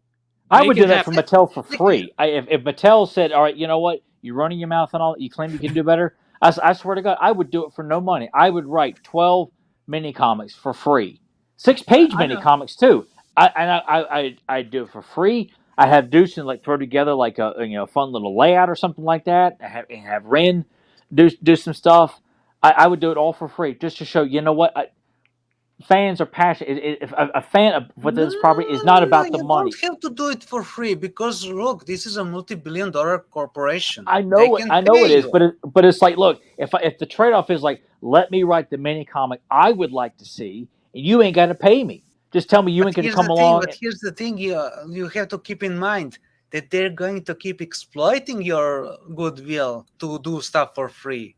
Well, look, if I'm writing He-Man, if Mattel is because I'm saying, and look, and I've been told this before, never do anything you're really good at for free. And I don't claim to be a professional writer. I'm an amateur writer, if you even give me that. But I've thought about this stuff in my private time, in my downtime, driving at the gym, whatever. And I'm like, some of the I can just spit right out within a day or so, But I'm like, if I was given free range to write, hey, look, our next wave of characters and origins is going to be, Blade, Ratlore, Grizzlord, whatever. We need you to write 6 mini comics, have them done in 5 months. For free, and we will guarantee it can be done in 5 months. They will ask for 5 weeks, or even just a week. All right. If I could give a mini comic in 1 week, no problem. If I had to deliver a mini comic story, 5 mini comic stories in 5 weeks, and with 6 pages, I'm confident I could do it. And I also work pretty good under pressure too. Of at least with this kind of stuff, I feel like I could get my creative juices going. And be thinking about this stuff. I know I could do it. I could do one in less than a week. Well, shit, man, you already have a couple of them knocked out anyway. As the figures fall in the right place. Oh, I've already written these stories. Here you go. Oh yeah, like if they were to release Night Stalker, well, hell, I got a Night Stalker mini comic with 14 pages. So if you guys can decide what you like the most out of it and have that illustrated and printed, and there you go. The dialogue's written, everything. that's ready to go. A Leech mini comics ready to go. I mean, the sequel to the Ultimate Battleground, that's been written too, and there's all kinds of stuff. And then they go, listen, we have these characters from Sandman. If you could write the mini comics for those, we would be so very grateful. I would glad. Yeah, I know nothing of those characters because I don't know if they have much of a backstory, and if they do, Perfect for the job. Yeah, but you know what? And I've often thought about that because when people who have no knowledge of the property that they're asked to being directed or write a script for, you kind of feel like that's not going to be very good for me. Yeah, and I know what it's like. But I think if you were put into that situation, Tyler, that Sandman, perfect example. You know nothing of it. What's the first thing that you think that you would do if you were hired for the job? Well, first off, I'd research and see what media was put out for it. I'm not going to go in and just say, you know what? No. You have to shit all over it. Take some laxative. Well, I mean, that's the modern take. We know Rob Davis doing his best as he can at that job. And doing a great job there, Rob. Silly is coming up with a new story for Masters of the Universe. Buy it now. Buy all copies. Best-selling books. I don't know. Yeah. Well, hell, and just to kind of tie this into stories too, knowing in James and Deucen's latest video that was just put out about the Star Comics, the second part. If you haven't checked it out, it's available now. That knowing what we were getting or what was coming out of the pipeline after the last two issues were printed, it's heartbreaking to think like the stories we were hoping or should have gotten before the comic was canceled. The stakes were getting bigger. They planned up to like issue 28, I think. Yeah. Because we have a cover art that has a number that says 20 something. And it's crazy. Like the comic book stopped at issue 12, and they were going over 20 at that time. It's just wow. With interesting stories and adapting the movie looks into the story, and it made sense from that kind of stand. It just feels like big horde invasion. We got team ups, not because Skeletors are going to become good all of a sudden, but like it serves the purpose of the story of a possible team up, against a greater threat. And you know what? Like Deucen said, they'd gone that far. Who knows what else was going to be established or built upon within that time? Like Lubick is being brought back, which I always thought, I know people have their issues with the movie, and we've ranted and raved enough about that, but I feel like there is room for those characters established, not Kevin and Julie, but Lubick, coming back to Eternia and being, a member of possibly the Royal Guard or something like that. I'm like, that's something that it's a great nod because this is a character from Earth who knows nothing but Earth culture, now thrown into this new world, has decided to stay. And you're seeing his Earth culture mixing with Eternian culture, and just what kind of a cop / warrior will this man become? Yeah. Dealing with I'm an ordinary man, but I'm a very tenacious police officer back home. Marlena could recognize that because they're both from Earth, and you feel like he would confide in her a lot because you know this world. I don't, but we both know Earth. And then fall in love. They fall in love and random. Yeah, and then there's this triangle. He fell in love with the sorceress, or the blonde chick the sorceress set up for him. Yeah, that's true too. And it's like. And also, imagine had the comic book continued, how it would have been when it would transition into New Adventures.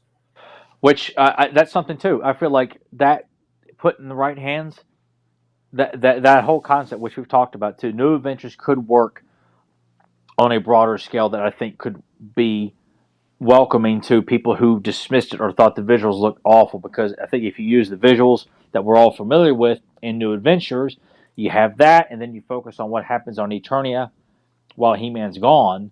You've got a even bigger sandbox of stories to play around with, of trying to establish what this world's going to be like. Recognizability factor, which the German comic books had, as well as the mini comics.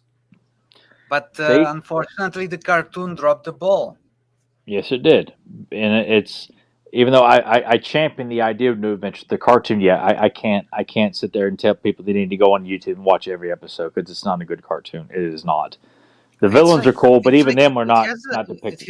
it has this small, relatively small period where it gets good, Yeah. but then it goes back to being bad with all those Glenons and the bullshit. Well, what is the reasoning behind that exactly? Is it who was writing those Well, Jack stories at the Olesker wrote time? Or? most of the stories, and I mean Yeah, there yeah, is and this, yeah, and there he is had to do it in a super rush because yeah the cartoon was originally supposed to be made by Filmation, and it was going to start with the familiar looks and transition into this new thing.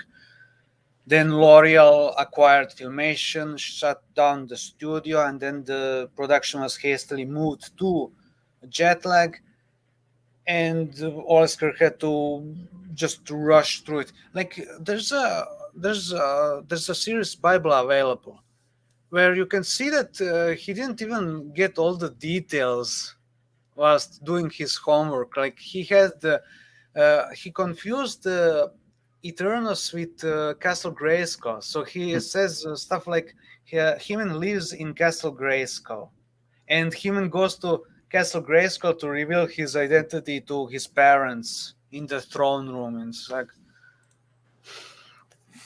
yeah so it's and it I'm pretty certain that's why in the intro Adam introduces himself as Adam of Grayskull. yeah probably so. I'm sure you've probably nailed the logic behind that one. It's a shame that that went down the way that it did, because I think having that transition that you got in the mini comics from the old design to the new Yeah. adventure would have made it a little more acceptable with everybody. Just seeing that this was like, oh, it's a new series, everybody looks different, is too much of a change that people just overall. Departure. Well, and there could be logic built into that as well, because honestly, you don't need Prince Adam in the future. It should have been strictly He-Man and Skeletor. Prince Adam, that's one of But those consider turmoils. this thing. You have to consider this thing that Prince Adam still has to have a secret alter ego. No, but I'm saying, like, in this though, he's going to tire himself out because he would have to be He-Man non-stop, and he will never have time to relax. well, that's why I feel like you have to address the issue of, like, if if you and I were gonna set out, we're gonna do this right from the very beginning, and we're gonna ensure that Prince Adam's character is still established in New Adventures in the future of Primus. Okay, we need to, and we're not going to write Skeletor as a buffoon. He's not going to be able to pick up on this, because I mean it's obviously it's one of those things too. Like, people are like, oh, he's on the view screen. How come he can't view everything else? Like, that's not how it works. If you read comic books, you have to buy into the logic that the villains are not going to figure out secret identities so easily like that. Otherwise, we would have no storytelling. Especially when you have magic at work. Yeah, so it's just you have to accept that, but also it needs to be a little bit more better written of, like, how do you establish that Adam is either a completely different person visually than what he is on Eternia. Like, he comes in with his royal outfit when he transforms back into Adam and tells Master Cerebrine, like, look, Skeletor knows of Prince Adam on Eternia. If he starts seeing me here in the future and him at the same time, he's no fool. He'll be able to put this together. I have got to have a better disguise, that when I'm not He-Man, I have got to, I know, and they said, you'll be a merchant, you'll be my nephew or something like that. Okay, if we're going to go that route, then that makes more sense why Adam's looks like a Bible story character as opposed to like the Royal Prince of Eternia. Yeah, and you could have him like have a scarf that he can pull up to cover his face when Skeletor is around, or maybe even pull up a Joe Amato mask or something like that. Yes, something like that. Yeah, but you get the scarf and like, no, there's no princes in here, just us shepherds. Yeah, see, this thing right here, this kind of talk, you can bet that nobody had that talk at Netflix.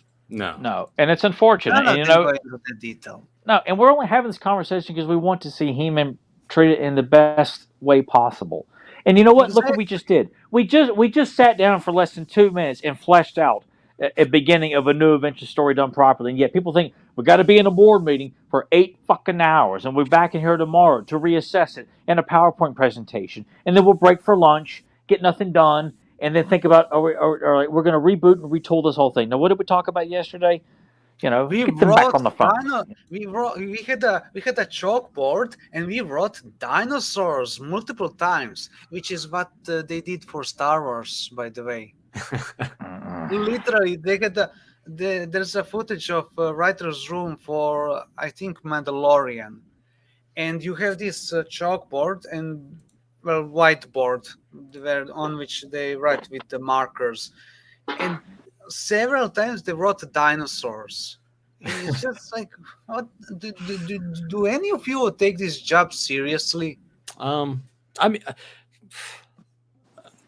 I'm like, how many people would you need for a creative force? And that, like, why do you need such a massive team to get things like that done? I think to justify people's salaries, as opposed to like, you know what, you do your job well, you've earned that salary in that position. You're not very creative, so you focus on this. We've got 3 guys here. That's what we're bringing them in for, is to they get the stronger levels of creative juices. Leave them alone, and they'll come out with something. Mm-hmm. I'm sorry. Did you just say 3 guys? That's not very diverse. Well, I didn't mean literally, like no girls allowed. This is Bernstein Bears, no girls allowed here with a big wooden sign on the door. I bet they're all white. All right. Then we can get Token. We can get Token from South Park in, and then we can bring in Is he non-binary? Is he non-binary? I don't know, but we need representation. People will be in this creative meeting.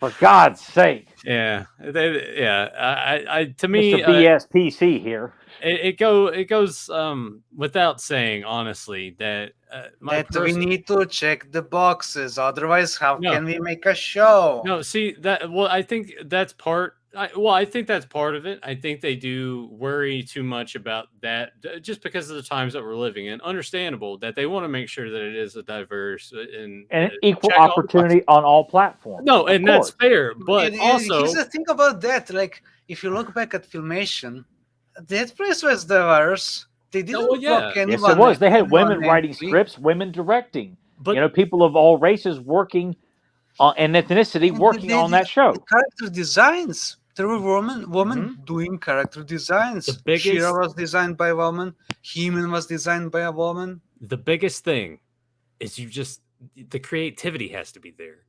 It doesn't. Exactly. Like we can't just bring in LeBron James because he's popular. It's like, LeBron, we want to bring your credibility as a celebrity into this. But hey, that's how. But Tyler, that's how Space Jam Legacy got made. Oh yeah, look what happened there. That was a dog. That movie sucked. You're just a hater. You're a hater. I'm saying this is like, look, LeBron James is got extreme credibility as a celebrity and certainly one of the greatest basketball players of all time. But I'm like, just because he happens to be a black man or is a black man, we're not going to bring him in and have him sit on a creative meeting of He-Man because it's LeBron James. Like, no, that means nothing. That's why it's like you get the right people for the job. But wait, he's okay. Maybe it's not enough that he's black, but what if he's pansexual? I just like I told Nathan not too long ago, casting Michael Clark Duncan as the Kingpin was a great idea in a shitty Daredevil movie. But looking at because I might be in minority, but I want Michael Clark Duncan to play a good guy.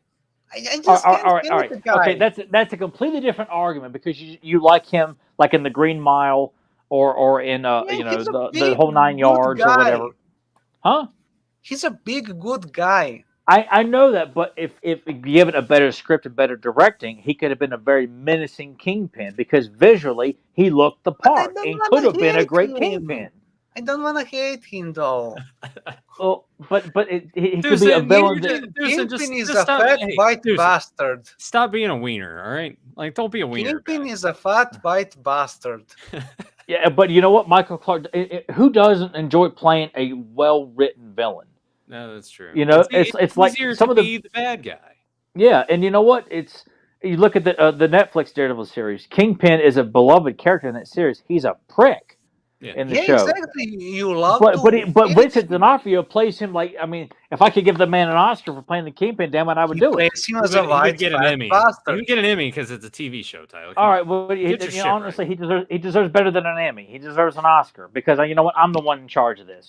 Oh, okay. Because people, Hey, honestly, Oscars don't mean to fuck anymore. Deucin, There's nothing. Deucin, It's nothing but look independent films getting nominated for it anyway. Look what happens. We hypothetically give Tyler a job of working for free at Mattel, and now all of a sudden he's like, you know what? I'm taking over Emmys, Oscars. I'm Taking doing over all the of that industry. now. I'm taking over the Oscars. When it comes to I'm giving in charge. rewards out to people, then yes, because you know what? I feel like they deserve it. How about this? I'm being generous here. Michael Clark Duncan could have made a Absolutely. great roadblock. He'd been a great roadblock. There you go, Absolutely. I think Jesse Ventura could have been an awesome gung ho. Yeah, Because of how we looked at He would have been too old. No, but I'm like, if we had cast G.I. Joe in the 80s, Arnold is Duke, Stallone is Flint, Clint Eastwood is Hawk, Dolph Lundgren, I'm not sure who, Van Damme would have been Snake Eyes in the outfit. You know, Dolph. Would Van Damme have wanted to do that though, because he wouldn't talk or anything? Well, but this would have been like, if this is in the 80s, Van Damme's star had not hit yet. Okay. So if we're doing this strictly in the 80s, when Arnold and Stallone are really hitting their pinnacle and wouldn't come down to like the mid 90s, Van Damme would have been so hungry to play this part, much like how he was in Predator, but got was let go because obviously we all know the story behind that.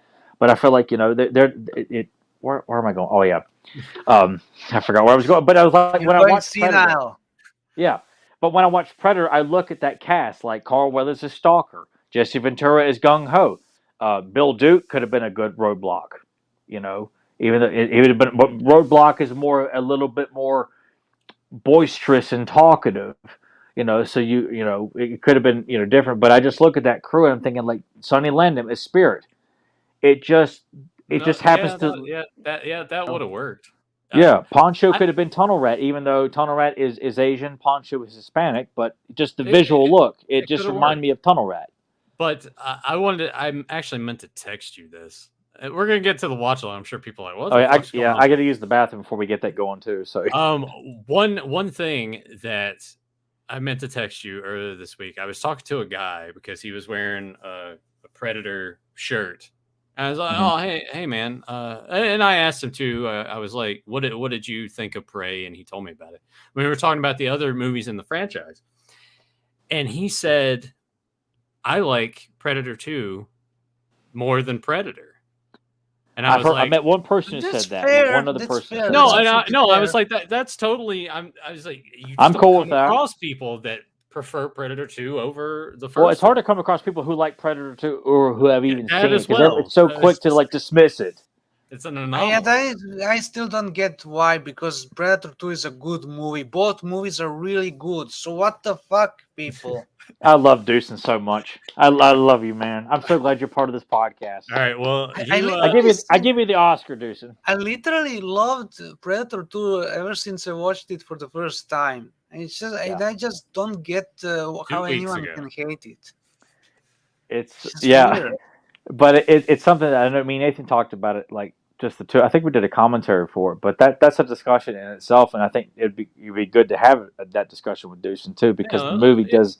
Let's reboot because it does such a wonderful job of expanding the Predator mythology, but in a different setting, and it's not like Danny Glover beats the shit out of the Predator. They did a clever thing, because first movie it takes place in a jungle, and the second movie takes place in a concrete jungle. Yeah. Yep. And if you read like the actual comic book Concrete Jungle, where it was supposed to take place in New York, and technically it was going to happen in New York, and then the budgets got cut. Patrick Swayze was approached to play lead. Steven Seagal was actually approached about playing, and I've heard the director Stephen Hopkins actually talk about him actually sitting down with Seagal about playing the lead in that. That would have been awful. I'm glad that did not work. But I would love Joe. Swayze. Oh yeah, Joe. Yeah, I'm sure Joe's probably like these sons of bitches. And the Patriot all over again.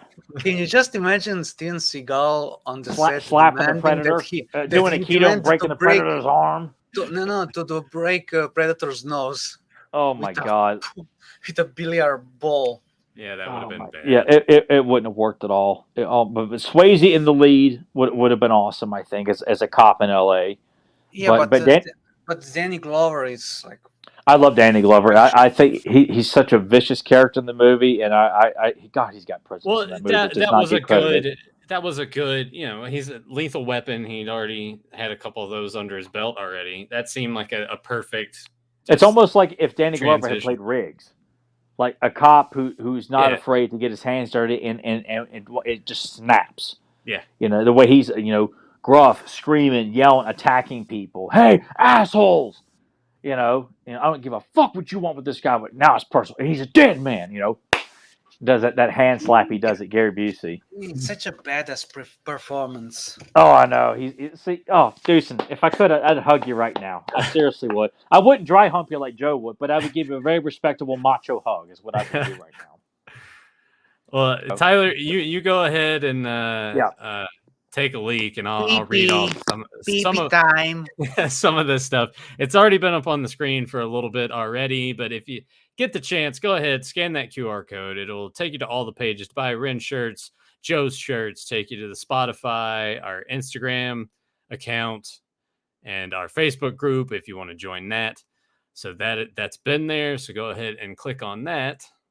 And I'll go ahead and transition into this because now we're less than 2 months away. You want to come meet us. You want to get that picture behind Warwick Davis of these sexy beach guys. You want to get that autographed and personalized to you for free. We will do that for you if you come out to Columbus, Ohio, August 11th through 13th for PowerCon. PowerCon embodies the power of friendship and family, celebrates the power of design, and showcases the power of imagination. More toys, more collectibles, more fun. Experience the power. Tickets are on sale now. The Friday Pass is $27. The Saturday Pass is $37. Sunday passes are always the cheaper one. So if you want to go on the cheaper way and you missed out already on getting the tickets prior to May 28th, $17 for a Sunday pass. Or if you want to be there all weekend, like we're going to be, 3-day pass, $60, which would probably be the best value overall. Kids 12 and under get in free, although they need to be accompanied by a ticketed parent or guardian who is 18 years or older. So don't just let your 10-year-old kid run around. Wander around with Joe Amato and just yeah, definitely not do that. But hey, they get in free. So if you wanna take the kids in, 3-day weekend pass, $60. Kids get in free too. That seems like a pretty good deal to me. So the PowerCon.com, get those tickets. Come and see us. Talk about how awesome Predator 2 is. Let you want to do that? Yeah, let's talk. Yeah, we'll talk Predator 2 with you, or you can just ask us any movie. Be like, hey, you guys, you never talked about this before on the show. What do you think about this? And if we've seen it, we'll give you. Or maybe I love Jaws too. I don't think it gets the credit it deserves, but. Or maybe ask Tyler how he came back so soon. Does he piss in a bucket or what? I have like a big milk jug of just piss in it, and a bunch of beer balls and set them off to the side like in Dumb and Dumber. Yeah, I really gotta go. Yeah, what are you, a camel? Just pee in one of the bottles back there. And I was given one of those on a camping trip one time to piss because the tents were shitty, so we ended up having to sleep in the car. So this is while you're in the car on the way to the trip, right? No. We were already there. Already there, yeah. Why do you need to piss in anything in the woods? Just go pee in the woods. Right. Well, I have to explain the situation. When we got there, we were supposed to sleep in a tent. I was with my friend Zach Conn at the time. He was a big X-Men X-Force fan. Okay. And we went, and the tents were shit. So his mom was like, all right, you guys can just sleep in the car. So I slept in the front, he slept in the back seat. And she gave us this beer bottle for us to piss in. Just one bottle for both of you? That's all I remember was one, and I remember thinking, I'm like, oh my god. Then everything became a blur. Well, no, I remember like. Don't put your tip on it, man. Don't put your I remember having to go to the bathroom. Like I'm sitting up front, like, oh my god. And I just would have got out of the vehicle and just walked to the tree and peed on it. Well, it was raining really heavy outside. That doesn't matter. I'm not done yet. So wait, if someone pissed on the side of the bottle, you wouldn't notice because of the rain. Well. First off, I realized like fuck this. I set the beer bottle over the passenger seat. I got out in the rain and pissed in bottle the of rain. piss, he just I threw pissed it in the the rain, and I'm like, I can't wait for this camping trip to be over. This is like fucking stupid, man. It was. That's Did you also think that you're pissing on the rain? no, I didn't. Pull like a Gary Cooper or not Gary Cooper. I don't know. I don't want hate musicals, but I wasn't dancing around while I'm pissing in a bottle or anything like that. Gary Cooper. No, who the hell is it singing in the rain? Who gives a fuck? I hate Gene Kelly. Gene Kelly. There we go. Gene Wilder. Gene Kelly. Kelly, that motherfucker. Yeah. Him and his motherfucking singing. So no, I did not. Man. I did not start tap dancing in the rain at Clear Lake. That would have been funny though. Oh God, that's why I hate musicals so much. And then one of the park rangers would have came out and be like, "Hey, what you got in your hands?" Like underage kid. I haven't been drinking, officer. I swear. And my pants are down. Oh God. So yeah, but that was the only time I've been offered to take a piss in a beer bottle. You've been sucking back on some of Grandpa's old cough medicine. You keep your mouth shut if you know it was good for you, buddy. And when he hands on the bottle, like it spits all over the place and hits Chip Daniels on the face. Yeah. He gets piss on his jacket and everything. Yeah. He looks real mad. Dumb and Dumber is so good. Emily thinks it's a stupid fucking movie. I'm like, it's one of the best comedies ever made. I mean, Erica to watch the shit. It's literally meant to be a stupid movie. Yeah, that's what makes it so great. But it's my mom likes it, but I can't get Erica. I'll show Erica the toilet scene, and she'll get maybe 30 seconds into it, and the minute that it starts coming up Jeff Daniels, and he starts, that and stomping, and she's like, "Okay, turn it off." No, Tyler, you're doing it wrong. You got to do the lines that are like the smart, dumb stuff, where they're talking about. But I bet you $20 get you gambling for the end of the day. 10 to 1. All right, you're on.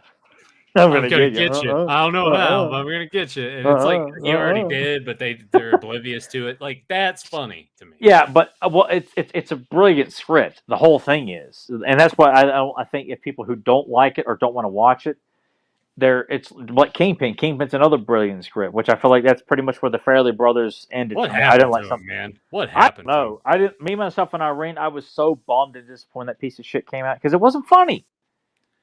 I didn't think something about Mary was funny either. I think at the time when I watched it was funny. Something about Mary, I only remember parts of because that was one of those date movies, but it was like a group date movie. Yeah. So it's like I'm going with the girl that I'm dating at the time, and then it's like my cousin's there with the guy that she's dating at the time, and then it's like their friend and her boyfriend, and we're all there. I'm like, I don't like most of these people anyway. I'm gonna watch this piece of shit movie. The only thing I know about it is like, oh yeah, there's the cum in the hair. Ha, isn't that great? And Brett Favre's in it. That's about and then the zipper thing getting when Keith David's like, is it the Frank or the beans? Which I'm like, if Keith David in anything is gold. I would cast him in a He-Man series for sure, just because I love Keith David so much. All right, Keith David, who would he play? Like we're talking like 80s Keith David, when Thing and They Live are out, and that's I feel like with Keith David that was sort of the pinnacle of his theatrical career anyway. Of course, he's done voice work and became famous for that in the 90s more so. But I still like the idea of him playing Man-at-Arms. I think he's got I feel like if he's playing a character that is trying to be supportive, helpful, and kind of a teacher, a mentor to Prince Adam. I was waiting for it. He could play Malakta. No, Keith David's too he's too visceral. Give us Malakta in Origins. I want Malakta too, but I'm like, I would much rather see. I see Keith David play a more physical character than Malakta. I think, I feel like he's a very physical with a voice like that. Sure, he can make talking about the great. In the 80s, you could have gone with Tom Selleck. Oh, as Man-at-Arms, I was like, Tom Selleck as Malakta. I thought that's what he meant too. Hey, they were ahead of the game. We're going to cast Keith David to play a white character and Tom Selleck to play a black character. Yeah, why not, man? Fine. Yeah, look how progressive and ahead of the game they were. Who would have made a good Malakta in the 80s? Not Keith David. I think Morgan Sidney Freeman? Poitier. Sidney Poitier. Sydney, yeah, all right, that one. Yeah, I could see how that because would work. he was getting up there in age, whereas Morgan was still relatively, younger at that time. Of course, and by the end of the '80s, he's playing, in Driving Miss Daisy. So, Yeah. um, I don't. I feel like Sidney Poitier could have been in like a really good Malactha. I wouldn't say like Lou Gossett. Talking about some damn Chalk's mother. I'm just referencing Jaws 3. I don't have too many references because it's such a piece of shit movie, but don't have too many Yeah, but opportunities to reference. he made it watchable. Which I like. He has presence in Jaws 3. Yes, he does. I think he's one of the few people that have presence in that movie. Because there's not much. Just like how part 4 is made watchable, but thanks to Michael Caine. Michael Caine's extremely good in Jaws 4. I like Mario Van Peebles in Jaws 4 too, even though he's a fun. very Yeah, he's in. Well, I think the whole Lance Guest. It's a dumbass concept, but the acting and the people who are playing it straight make it an enjoyable adventure story. With like a couple of random shark attacks in between. Because I mean, let's face it, two people die in the movie. In a 90-minute shark movie, 2 people die. Yeah. That's it. That's true. So you kind of feel like, but there's a lot of good, like the chase through the sunken ship is fun, and the banana boat scene is why I won't get on a banana boat when I go to Myrtle Beach next week. I love that scene a lot. That was like one of the first things I took a picture of my TV when I was watching it and sent it to Tyler and like post on my Facebook story and everything. Yeah, it's like, fuck no, I'm not riding that. Hell no. But I'm glad Disney can say that because it makes no sense, but it's still like in the death of Sean at the beginning of the movie. It's a very well done sequence. Yeah, it was just quick edits. Him selling it, the death, like the fear and the like him screaming at carolers like that are on just like a little ways away singing Christmas carols, and he's screaming because his arm just got torn off. Like it's the idea. Like it's cheap edits and shots of the shark later on in the movie to sell the shark bite. Well, but it's just I'll say this: even if you've never watched Jaws: The Revenge and you kind of base it off of what most of the people on the internet say, and like it's dog shit, it's a bad movie, I could agree with that. Like it's not a great movie by any means, but it's a fun movie and definitely way better than Jaws 3. Oh my God. Far. Jaws 3 is just a boring piece of shit. Yeah. It's such a waste of a great idea, which I feel like they could do that today. Man, correctly. Like Jaws at SeaWorld. How is that not Money in the Bank? Like Jaws eating, tourists and employees, and yet Jaws eats so little people in Jaws 3. It's another movie like, dude, because the shark had a specific target in part 3 and 4. Look at that. Jaws 4 is the best of all Jaws movies. Well, I won't go that far with it. I wouldn't either. No, but it's definitely an underappreciated film that people are very quick to dismiss because you got assholes like Nostalgia Critic and all those other goofballs who don't have anything interesting to say about older films. It's rightfully where it is, but part 2 is underappreciated. Oh, part 2 is vastly underappreciated. There are some great scenes in that movie, great attacks, great kills, and Roy Scheider as well. Like there's a point at which Brody asks a specialist, like, "Can a shark take revenge?" And he gets dismissed. Yeah. Like, what the fuck are you talking about? Don't be silly. And I like that because when when she tells him that sharks don't take things personally, they immediately cut to the movie poster for this time it's personal for Jaws 4. It is fun. Yeah. Like it's almost like foreshadowing that they're kind of dancing around but it's the paranoia, which I kind of feel like that's what Lorraine Gary's character is. She's paranoid that a shark is stalking her family because sharks have been involved in their lives in Amity. The majority of it, so you get paranoid. Yeah, but in part 4, the shark really is stalking them. Well, and that's why I wish that subplot with the witch doctor, puts on the Brody, the witch doctor, which would at least explain the logic. You don't have to take it seriously, but at least you have witchcraft in the movie. I have no. Well, I mean, we're talking. It's like Serpent in the Rainbow. If you're gonna have like a witch doctor. A very, it's like it's not going to be like Papa Shango. It's going to be sitting there like shaking, consulting the bones. making Jaws you vomit. had three black movies. blood. Yeah. No, it's not going to be You- like you- that. You had three movies that had no paranormal elements, that had no supernatural elements, and then all of a sudden, here's a witch doctor. This explains it all. Well, I mean, and It's like I'm just it's like saying. it's like have you ever watched James Bond movies? Some, yeah. The first movie with Roger Moore, Live and Let Die. Mhm. There you have zombies.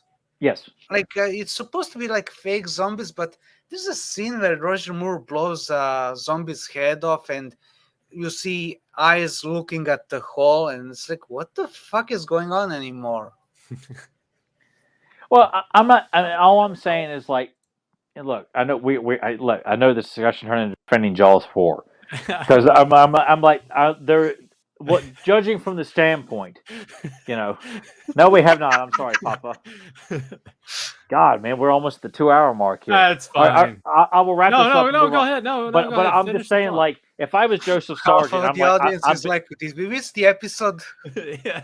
yeah, I love it. I don't mind you it. had to go back and watch it, but if like you're like, look, we gotta come up with a logical reason to get people in the water. This is the fourth go around. Witchcraft, the most logical reason. Well, I'm not even saying that, but if you're saying like it starts because the opening of Sean Brody getting eaten, like okay, it's a interesting way to open the film. But okay, at that point, then it just becomes the first film over again, where it's like okay, we're having an adventure. We're gonna go hunt the shark down, like leaving that area and getting the fuck out of Amity, where sharks have been invading their lives since the 70s. You know, it makes sense. Now, since great whites don't show up in warm water, you know, because they can't survive in it, but, you know, crocodiles and sharks have shown up in lakes But also, and there's a rivers. problem. It's like, why not move away from the water? Well, then we have no movie. Yeah, but You know? still, it's like, Well, we wouldn't have Logic Jaws or was a problem. alligator if people weren't wandering around in the ocean or the sewer. Yeah, You that's know, true. if Rocky doesn't get in the ring, we don't have sequels. Yeah. but here, You know? that's another thing. The movie is called Jaws. Alligators have jaws, and they could be in the sewers. Oh, yeah, but Well, see that. yeah, but then, they need but to then be you submerged run. in water. Yeah, but then you run into the problem, Deuce, and that Halloween dealt with when Halloween 3 came out. They're like, "Where's Michael Myers? This is Halloween." He's dead. I Yeah. know that, but so was Jaws, right? So Yes, So if you call it Jaws and using but the Jaws, the shark in first movie is dead. Shark in second movie is dead. So it's clearly not the same shark, and nobody complained. I know, Well, but I'm just yeah. using your logic of saying like it wouldn't be a bad idea to have a Jaws sequel, but it's not actually a shark, but it's just another animal with the because as you said, Oh, well, like it's an like- anthology series of animals, which we refer animal to it as attack Jaws. movies, but you just call it Jaws. Like that could have worked. Like a grizzly bear, alligators. Yeah, grizzly Piranha. bear stalking the beaches. Yeah. Everyone stay off the sand. You know, which I remember, I've only seen the Grizzly movie, I think, 1.5 times, and it's been like since the 80s. But it's got a King wonderful. bear. But hey, you know, it's a fun Jaws knockoff, even though I would never dream of watching the movie again because it's pretty damn silly. Yeah. You know, but But- it's a great movie poster. But If that anyone would who have is been a cool way to do it. But they would have been like, "Where's the shark?" It would have Yeah. been Halloween 3 all over Yeah. again. So I get why they did that. But yes, as we had here with Papa Huds, did we watch the episode yet? You guys want to go ahead and watch this episode now? yeah, you guys want us to watch an episode of He-Man here on this Yeah, podcast let's about watch. Jaws the Predator? Let's watch Jaws 4 instead. Okay. So the link was in the description below. I got it on Blu-ray. We can pop it up right now. The link's been down there. Probably should have said at the beginning of the episode. That way you could have had an entire hour, 45 minutes to have this queued up and sitting there waiting to watch along with us. This is episode 16 from season 1 of He-Man the Master Universe, the MYP 2002 cartoon, The Monster Within. Tyler picked this episode, and I know why, because it ties into our discussion that we had a couple weeks back when we had a character spotlight on Too Bad.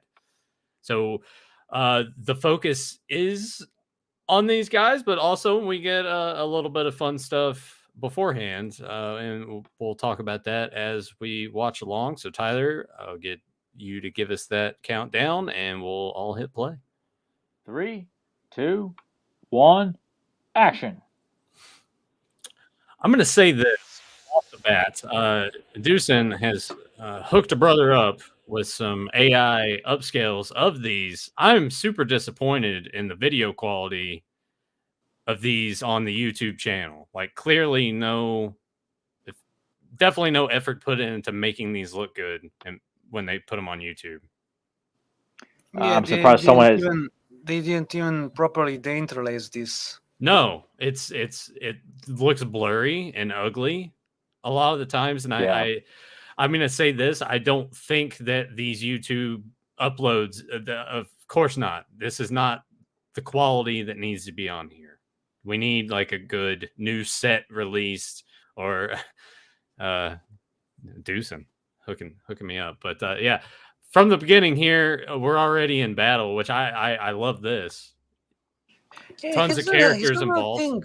Here's another thing about this episode. The animation quality is kind of all over the place. Like, there are bits where it's really good, but for the most part it's like meh, and there are parts where it's like garbage. Like, there's a scene later on where He-Man runs through the woods and it looks so goofy. Yeah, and I'm sure this upload quality does it no favors. Written by Larry DiTillio. I feel like that's another reason that Tyler chose this as well. Yeah, because he had some of the best episodes of the series. And that's why the characters feel like themselves. Like, when you listen to dialogue, it may as well be delivered by Filmation versions. Yeah, I could see that. Which is cool because the whole concept of Many Faces being controlled by Beastman goes back to the Mystery of Many Faces episode written by Paul Dini. And I just like to think that Larry was always familiar with that episode, but with many for that matter, and wanted to bring back those elements. After all, he was working as a story editor on the show. Yeah. And just his creativity, he definitely has some of the, from Lessons to Price of Deceit, he just has some of the most probably the best episodes of the series. He also wrote the other two bad episode, Separation. The last episode of season 1, or what we got in the States was the last episode of season 1. Whereas our people in Canada got Council of the Evil Part 1 and 2. I like that we get Beastman utilizing his abilities, temporarily taking control of the animal side of Many Faces. Getting some dialogue here with Triclops, against some action involved with him as well, is nice to see. I just like seeing that from the beginning. You have a plethora of heroes and villains from the start. That was something that I thought was a plus when this show was going on, is that every episode would have, because Filmation, a lot of times it would just be Stratos and Man-at-Arms and Teela in the background. This episode, you got Triclops, Merman, Beastman. You'd have Stinkor, Too Bad, Evil End, like Whiplash, Clawful, could all be popping up in the same episode. And even though it's a battle, but it's like, if you saw that information, that was a big fucking deal. Yeah. To have that many characters featured, even if they were in the background. It was a big, because they just weren't featured that much. I mean, an episode with this cast of characters, just in one episode, if we got this information, our heads would have exploded. To have Buzz Off, Many Faces, Triclops, Too Bad. I will say at the beginning of this, and watching it, I'm like, oh, is this going to be another? Because I know that they fell into that trap of like, oh, we have to find the gem of whatever. Which was the treasure of this. That was a bit of like a storytelling device I was not a fan of throughout this series a lot. Here's a question: why at this point in the series did they still had the need to show Skeletor with his skull all covered in shadows?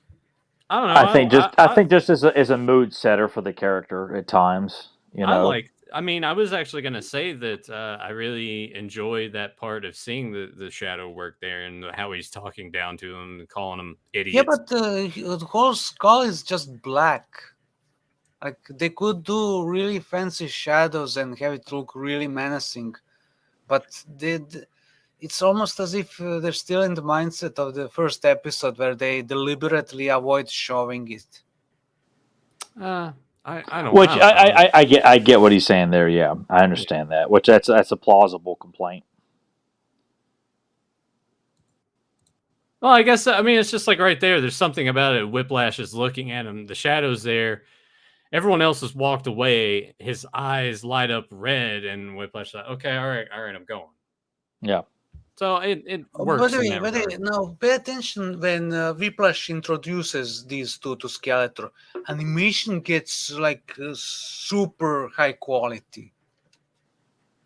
Well, when you're, I mean, because this is like I for such a fan of the character, like you couldn't ask for a better Right origin. right there. Watch now. Look at that. Even though I hate the anime like spinning lines effect, but I'm like I know Yeah, but it's supposed to not sell here, it's the not here. impact. That's the thing. That's the thing. It's like all of a sudden it gets like Don Bluth level quality.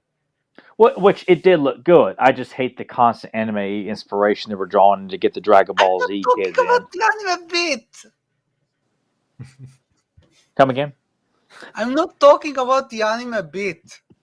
Oh, all right. Oh, well, I'm just saying. Yes, Badra and Tuvar looked really good in that sequence. Yes, they did. I like they kind Not of damn Whiplash introducing them to Skeletor. That piece Oh. of animation. That piece of it. Okay. Yes. All right. Are you in the middle of them fighting right now? yeah. Okay, that's where I'm at too. But yeah, No, you yes. missed it. That is very Don Bluth. Yes, I know what you're talking about there. Yes. I enjoy the fact that they laugh them off at the beginning and then they kick all their asses. That's how you get a character over. Yeah, I was gonna say they give them a good push here. And to help sell it too, that you don't see what gets done to Evelyn and Triclops, who arguably are probably the best of the group. Well, Evelyn's probably not as good in hand to hand, but just knowing that one of those guys is beating the shit out of her. And I really wish we had got more episodes of just these two separated before they became too bad. Like they actually had one or two episodes where they succeed, but Skeletor realized these guys can't work together, and you know what? Piss on this, and I'm just going to punish them for failing when they had so much potential. I'm surprised that they haven't made more of an effort to have them separate and things, or make more figures like that. Yeah, I really had hoped that I think Tom Brisky did like an illustration of them separated, like when people were doing like concepts when Classics was going of having the Tuvar and Badra, and I'm really surprised we didn't get that. You know, I would have gladly bought that. I'd have paid top dollar for a 2-pack of those because the visuals. I would have got that too to add to Classics. Yeah. And that's why I feel like it's still fun. Like you can still tell stories with these two separated before building up to this moment that they're merged together. That's a shot from the first episode of Evil-Lyn there that they spliced in there.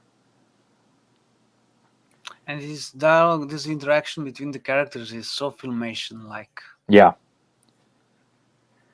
Now, I did not like the idea that Whiplash is just immediately like, because I like the idea that Whiplash is still formidable, that he would have thrown a few punches back at Beastman and not just immediately like, I'm not a pushover here.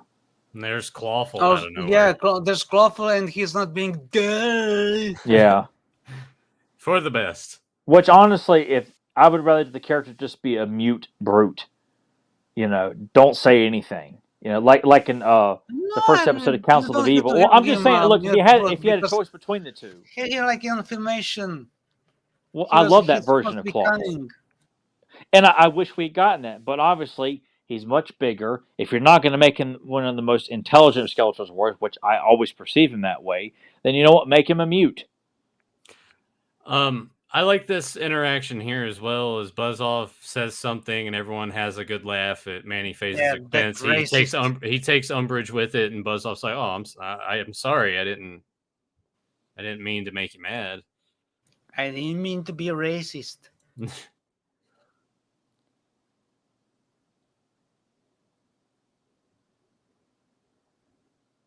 I know we've talked about it before. I do think that transformation sequence in this, it does have a gravitas to it. Is it Filmation? No, but I think that it still makes you feel something. I like the second one where you actually see Adam like building up. Yeah, that we have in the intro. Yeah, like or like in the second season where you see his body expanding and getting bigger. Like I like seeing that. Yeah. It Um, it would good touch. it would benefit from better special effects because Yeah, this I show agree. is so basic with special effects. It's like the most basic filters they could find. It's like there's no real effort with those. I It's like such a shame. I like this this turn. Like everyone else is gonna go and inspect this, and He-Man's like, "Well, come with me to the tar pit." By the way, does the robot voice annoy you?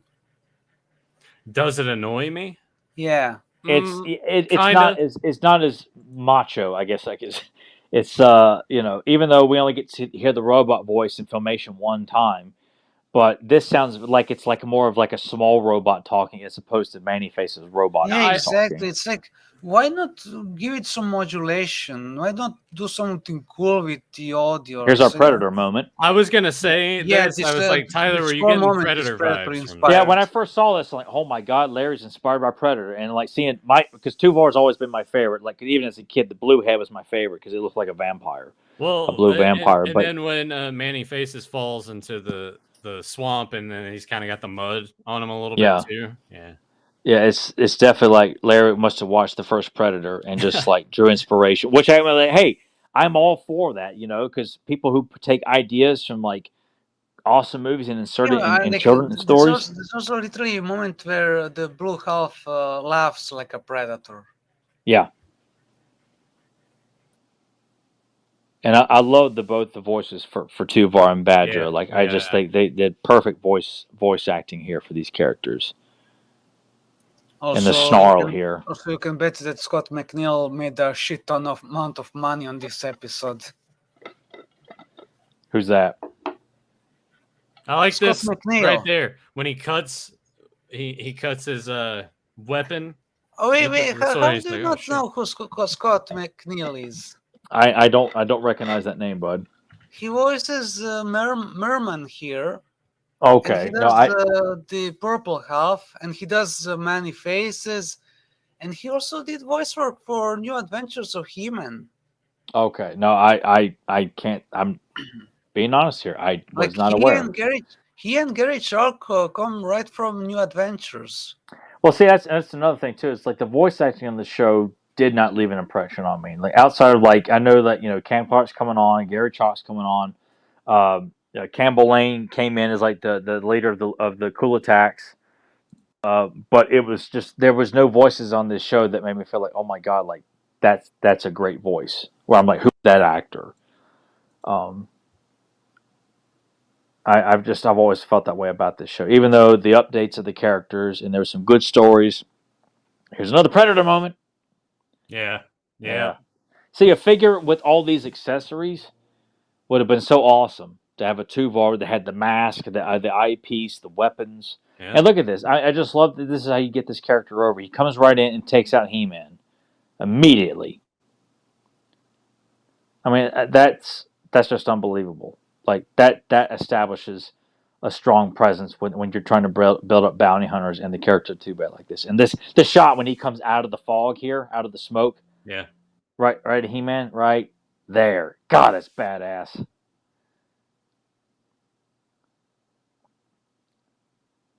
And it's a fantastic look. Yeah. And Manny Faces looks great in this. Yeah, everyone does. And the cape over the side there that only covers up one shoulder. Like it's such a menacing bounty hunter look, whereas Badger is just a big brute. This guy's about stealth and cunning. Well, no, Badger's about cunning too, but it's just I mean, look at that. This has got Predator written all over him.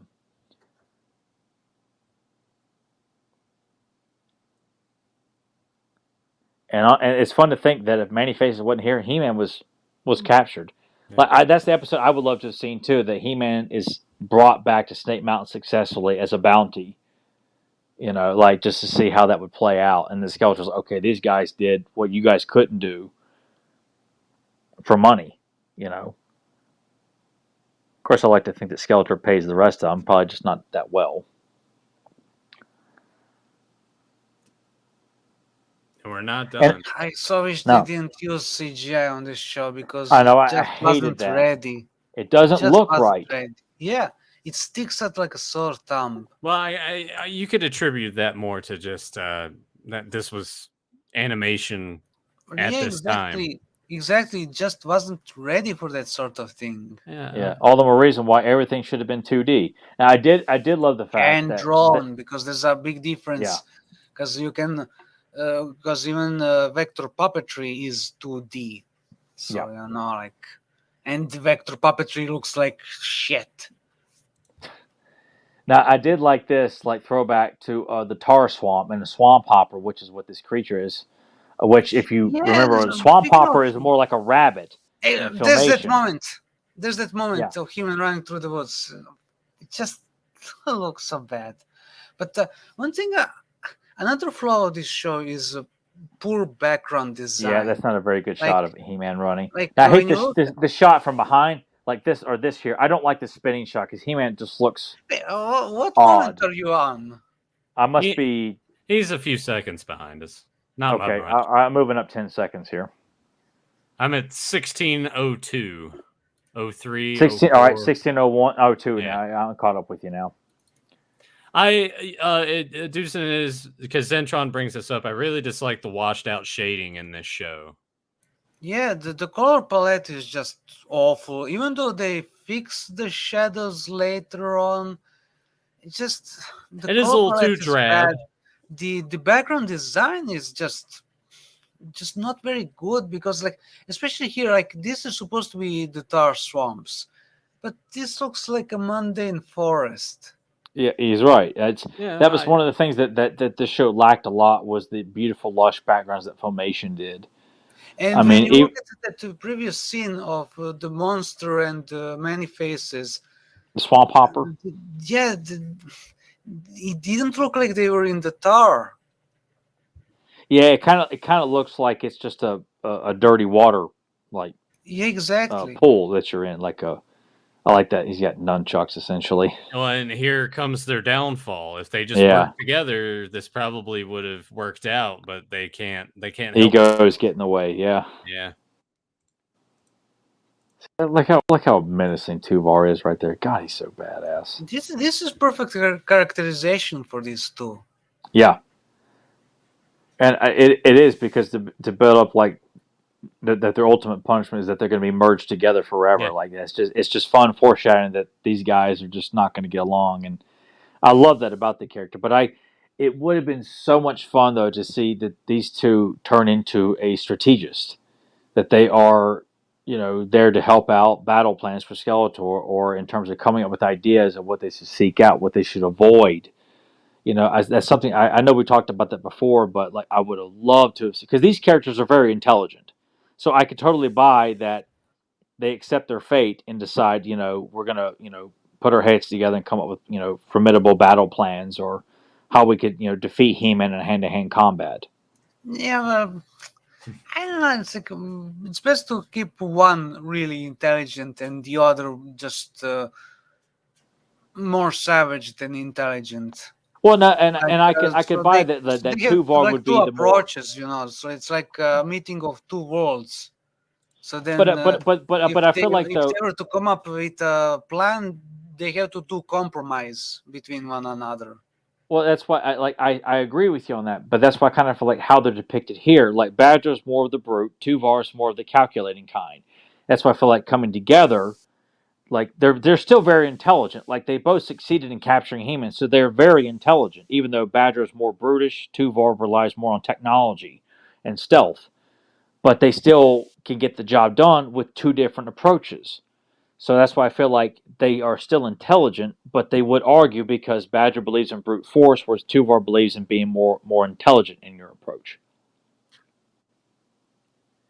You can tell me I'm right, Deucin, if you want. One thing that bothers me, one of the few things that bothers me about this episode, it comes across as if Beastman's power is in the whip.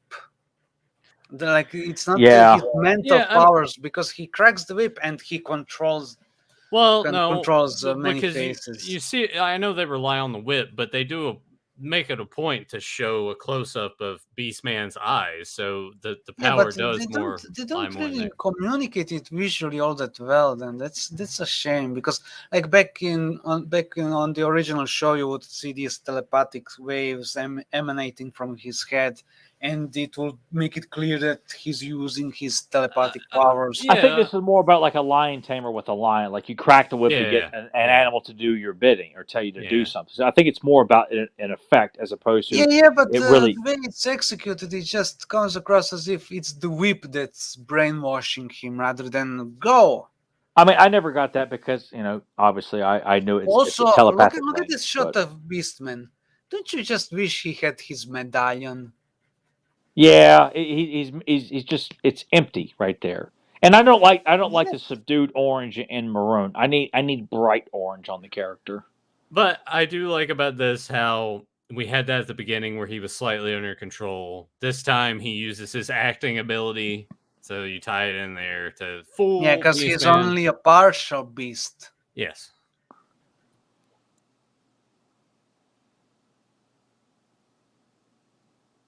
Also, I wish Beastman voice actor tried to roar rather than them using stock roars. Well, how he sounded in the first episode was like, oh my god, like Beastman sounds phenomenal. And then after that episode, he goes No, to this. in first episode, they also use stock roar. I know, but like when he talks, because clearly it's the same actor as Randman doing Beastman's voice, but it's almost like it's a different actor. And the open shot when he's got his ecto eel around his neck, he sounds like he could just bite your damn head off. Whereas the rest of the time, he just sounds like a moron. Yeah, I mean, not as bad as Clawful, but Here we go. yeah. For me, the best Beastman voice is John Irwin. The way he Well, sounded in of Diamond course. Ray. I mean, that The goes way he without saying. sounded in Diamond Ray. That's That's the Beastman to me. And But I'm all saying those between the two snarls. episodes, but with the Beastman that we got, though, I'm saying how he's portrayed in the first episode as opposed to now was superior. There they are. There they go. And see, right here, this shot would have been so much better with better special effects. Well, Yeah. It's so plain. as the Rolling Stones once said, you can't always get what you want, Susan. Yeah. But I want it what I want. No.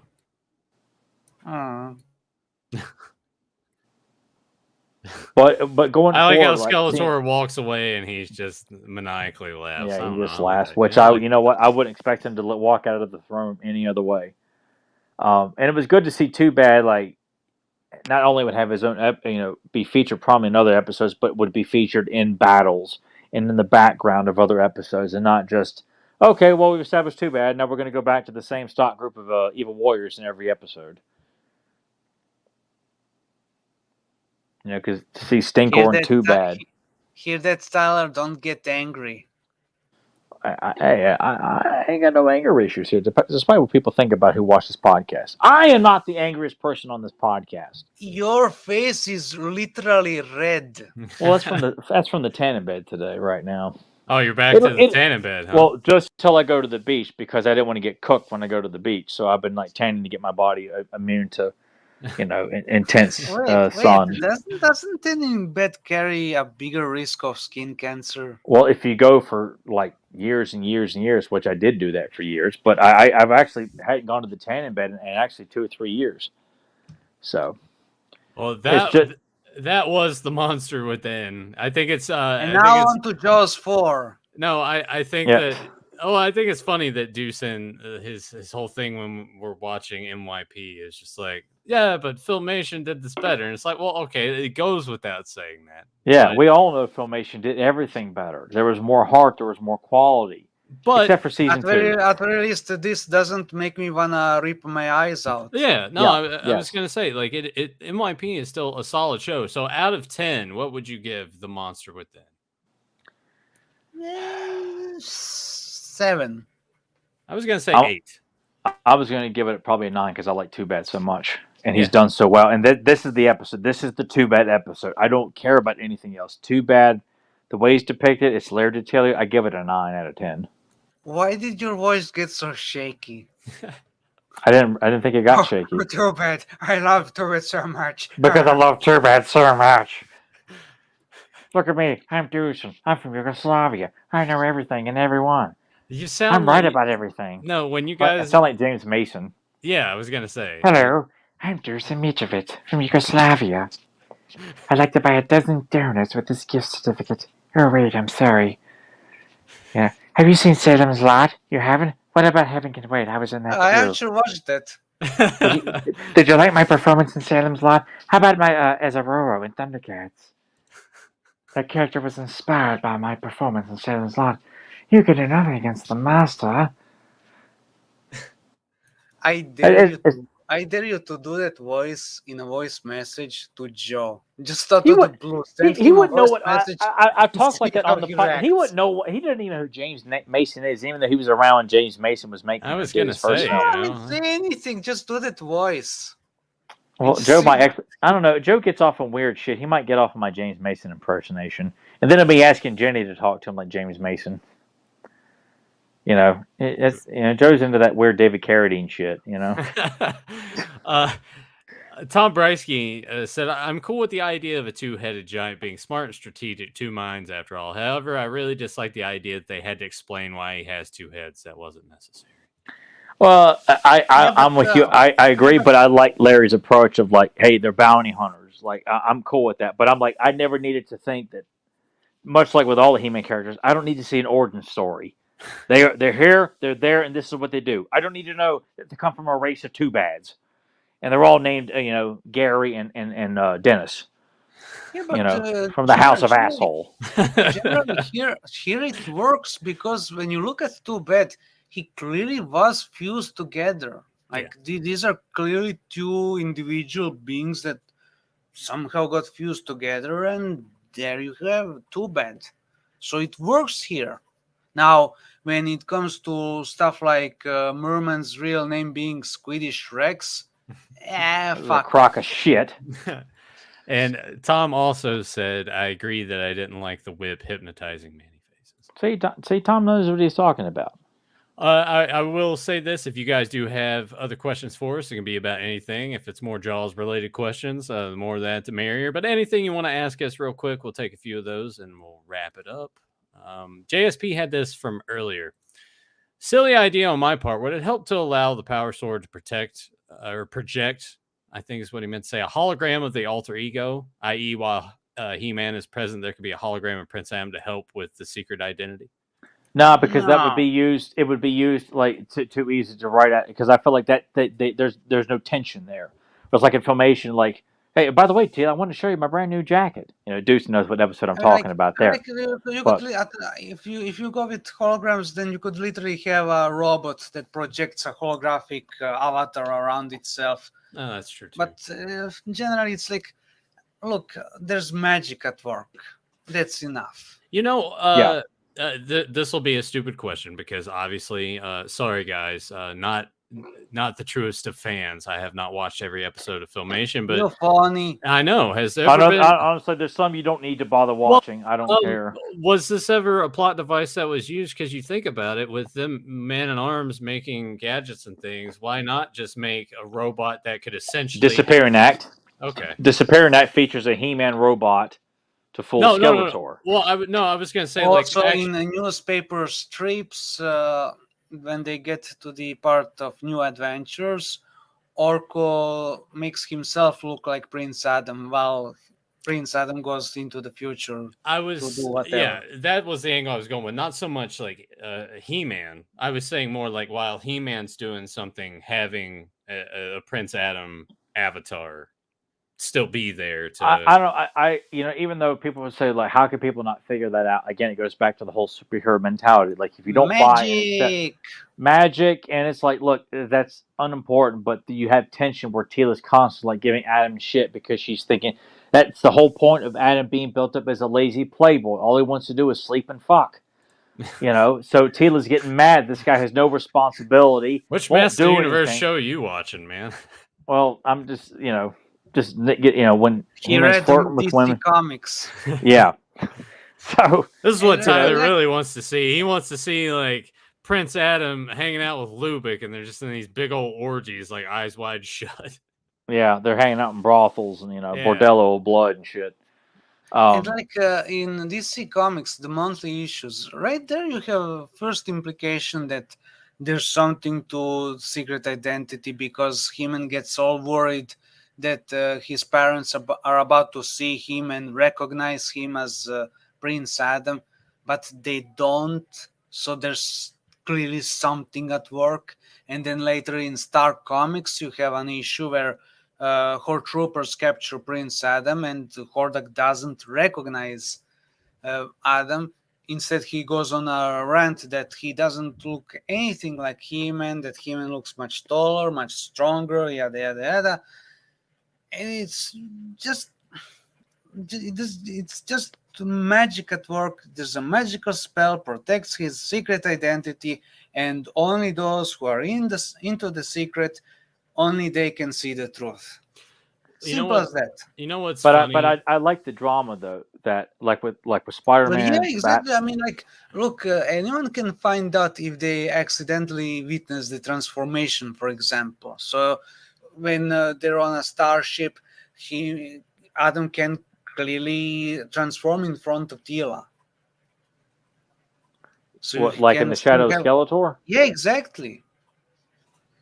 But so I mean, but that's a great moment where you think that he is going to transform, because they actually go through part of, the transformation, and it stops abruptly. And I like, but that's a great payoff, because when I saw that as a kid, like, holy shit, he's going to do this, But that's why I feel like it's important that you have that constant mystery, that people are, shitting on Prince Adam, much like what Peter Parker goes through with Spider-Man. He's constantly in trouble with his professors or breaking dates because he has the responsibility of Spider-Man. So he saves the city, but he's being shit on the minute he takes that mask off. That's drama. That's problems. It's tension. It's constantly like it's building relatability to the characters. They're going through problems. It's irony that the fact that they are doing the biggest thing in the world, but all they do is shit on them. Yeah, especially that's like Deuce when he's had an energy drink first thing in the morning. I get what you're saying with that, but what was funny with Deucin explaining that? Oh. No, when he was explaining that earlier, it makes me think, because when for example, we're watching NYP with him, and certain things he's like tearing down stuff. So I see with him saying that in the same breath, if someone else said that exact same thing, Deucin would probably be all over their ass about, Because like Deucin is always like this. I like it better the way I said it. Yeah. Yes. Yeah. I mean, other people do tend to mangle stuff, so. Which, yes, they can, because I know Joe will try and convey the truth. He just comes off like play that line again, Nathan. Oh, damn it! I gotta scroll. Oh shit. Yeah,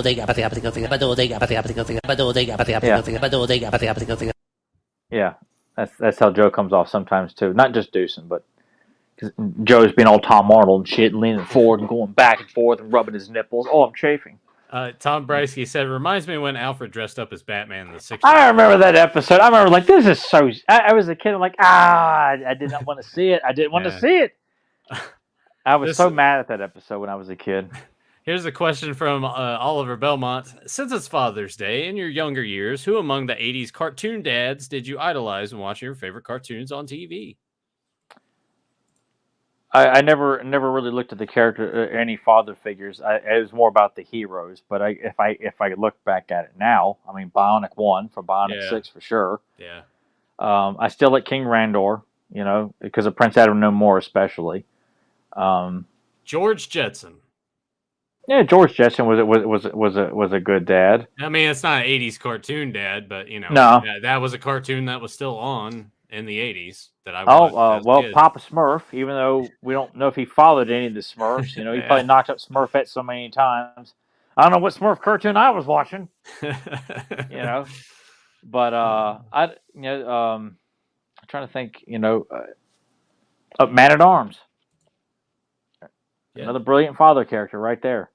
Yep. I still would have loved to have seen what Hordak was as a father to Adora. Like when she's like 10 years old, 5 years old. Like when he is establishing himself as her father and Shadowy was essentially her mother. What are those conversations like? What is when Adora is asking questions about the world? Like, is Hordak being an attentive father figure to at least brainwash her? Like, not beating her, not subjecting her to brainwashing and immediate cruelty. He's, being a great villain by like conveying what he thinks. Manipulating this young mind here. Yeah, I mean, it's quite clear in Secret of the Sword that Adora was conditioned into believing that the Horde is a force of good, and that's what I would like to get see. That if Hordak is being himself in front of her, so in front of her he was most surely acting nice. Well, just like that sequence when she comes into the throne room and she addresses him when she's holding the power sword, and he looks at Shadow Weaver and him look at each other and goes, "What have you discovered?" Like that moment where it's not immediately jump to conclusions and banish her to the dungeon. It's like, holy shit! You're like, the tone of his voice is different. I love that. It's a sense of like it's not Hordak, pushing the button and dropping her down the trap door. It's a moment of genuine concern on his part. Brysky says this: I always saw Hordak evil and cruel towards everything except Adora. Yeah. I think she was the one thing he actually loved. Yeah, and it's not that he loved her; it's just that he knew that she was destined for something special, so he wanted to keep her on her side. So, which you think about that, like, I agree. Maybe that's love to a villain, Deucen. Come on. But he wants to get that destiny, to get his hand on whatever she's destined to. Which would make sense because in his mind, he's probably thinking, I could probably use her, manipulate her when she comes of age to accept whatever this destiny is and use it to my own advantage. Like, get her. Exactly that. Yeah, to take that power sword and bring it to the evil Horde. And she will use it in the name of the evil Horde. Like, I could see him easily acting like that. But having those kinds of conversations, with her and being a father to her. And when Shadow was, haven't you thought of me as a mother? Haven't I been a mother to you? Like, what did a motherly conversation with Shadow Weaver look like? And I just could see it being, that would be so much fun to see that play out and see that. It would be so much fun to see Shadow Weaver breastfeeding Adora. Yeah, that's what I was hoping you get this big green nasty moldy with tits with like moles and shit all over. It would be like the thing that Luke was sucking off in the the blue milk in New Hope or something like that. No, and that in the Last Jedi, and then Joe's beating off to it. Yeah, this he's like, good shit. Brisky is very popular in here tonight. He says, Deucen, do you know why MYP was able to use Count Marzo and Evil Seed but didn't introduce any other Filmation characters? Because they acquired rights per character. That's kind of weird. So it's like, all right, we're going to go with these, but some of these others, don't worry about it. Yeah, no Malaxa, no Negator, no Chakotay. Well, no Chakotay. Because I know Larry said he wanted to do Chakotay, and maybe that was an issue. They did not have the character rights to because I think the Price of Deceit, the Well of Souls, I think that Evelyn is supposed to be dropped into is a reference, or would have been used as almost like a remains of Chakotay's temple or something like that. Like I think it was supposed to have been like something that would have been like used later on. Like that was Chakotay's Well of Souls. Much like how the Sleeping Beast comes out of, that black pool or something like that. Hell, I don't know. We'll never know until we get to talk to Larry in the afterlife, and then we can just sit around, spinning wild yarns about what could have been, You first. I'll gladly go and get there and create a better He-Man series in the afterlife. And you know what? I'll tell you, I'll haunt Deucen in his dreams like, Deucen, I was right. And I'll haunt him the rest of my days, telling him how right I was and how wrong he was, and that Larry thinks he's an asshole. It'd be great. I got this from JSP on Messenger. Wanted me to check it. I've been talking about the stop motion pro wrestling show for some time and plan on doing it someday. So I thought I'd give you a chance to guess who this custom figure is supposed to be. Hint: you and Tyler have seen him on G.I. Joe and the Inhumanoids. So I'm gonna pop this up. Oh yeah, that's the news reporter. Tony Stark. Yeah, the host of 20 Questions on G.I. Joe and Inhumanoids. I think he was on. Wasn't he on Transformers? Hector Ramirez. That's it, Hector Ramirez. Yeah. He was, and contrary to popular belief, he was never on Transformers. Okay, I don't know why I thought he was on Transformers because I know he was on at least what 2 episodes of GI Because Joe. there's one episode in which they watch a TV and there's a reporter with a mustache, but the design is completely different and the character is never referred to as Hector anywhere. Yeah, and you're ugly. I love the wealth of knowledge that Deucen has on all this stuff. Yeah. It's great that we could show that on the screen right now, and Tyler will tell you who it is, and then Deucen comes in, swoops in, it's like I'm like it's. I love having you here for the knowledge, Deucen. We get this. He was on Jim. He was on Jetsons. He was on crack. No, that's Joe. Question. This is another question from Fedmon, which we can talk about this too. You has paused the figure buys, but what about other parts of your collection? Comics, VHS, posters, etc. Tyler, have you bought any comics or anything like that? I've been eyeballing a couple of vintage books that Same. I might, since I was going to get some in Pittsburgh, but I didn't go to like the big four floor comic book store. Yeah. I went to the smaller one, and if they had decent back issues, I was like, I can get most of these cheaper on eBay. Yep. But there's like a couple of like, old, like really old, like Jack Kirby, like Thor issues, X-Men. I've been eyeballing that. I think would look great in frames that I've read, and it just, the artwork that Jack Kirby did or John Buscema. Yeah. I like getting issues that just look great in frames. I mean, obviously I'll read them, of course, but there's certain ones I would love to add to the collection. But I'm kind of like watching the money because I'll be going to the beach next week. I probably won't buy anything. I might buy a jersey while I'm there or something, and then just it's nice to not have to. Oh my god! Oh my god! Oh my god! Oh my god! Like another pre-order. So it's pretty much just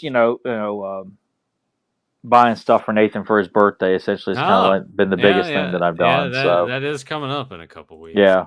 So other than that, it's been pretty minimal.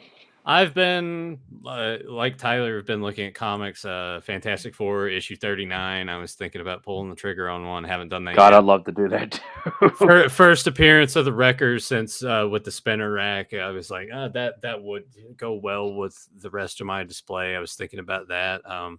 There was a couple of Diamond Select statues. I was thinking there's one you can get of Thor and Silver Surfer that recreate Silver Surfer issue 4.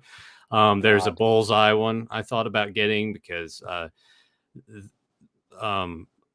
so my parents always were like, what do you want for your birthday, whatever. So I hit them up with some links to like some Creature from the Black Lagoon stuff, and then they came out with a new printing of Frank Miller's Daredevils, like the omnibus with everything together. I'm like, well, I'll do that because those are that is a set of stories, is something I would like to read physically in hand and not just on my phone on the Marvel app.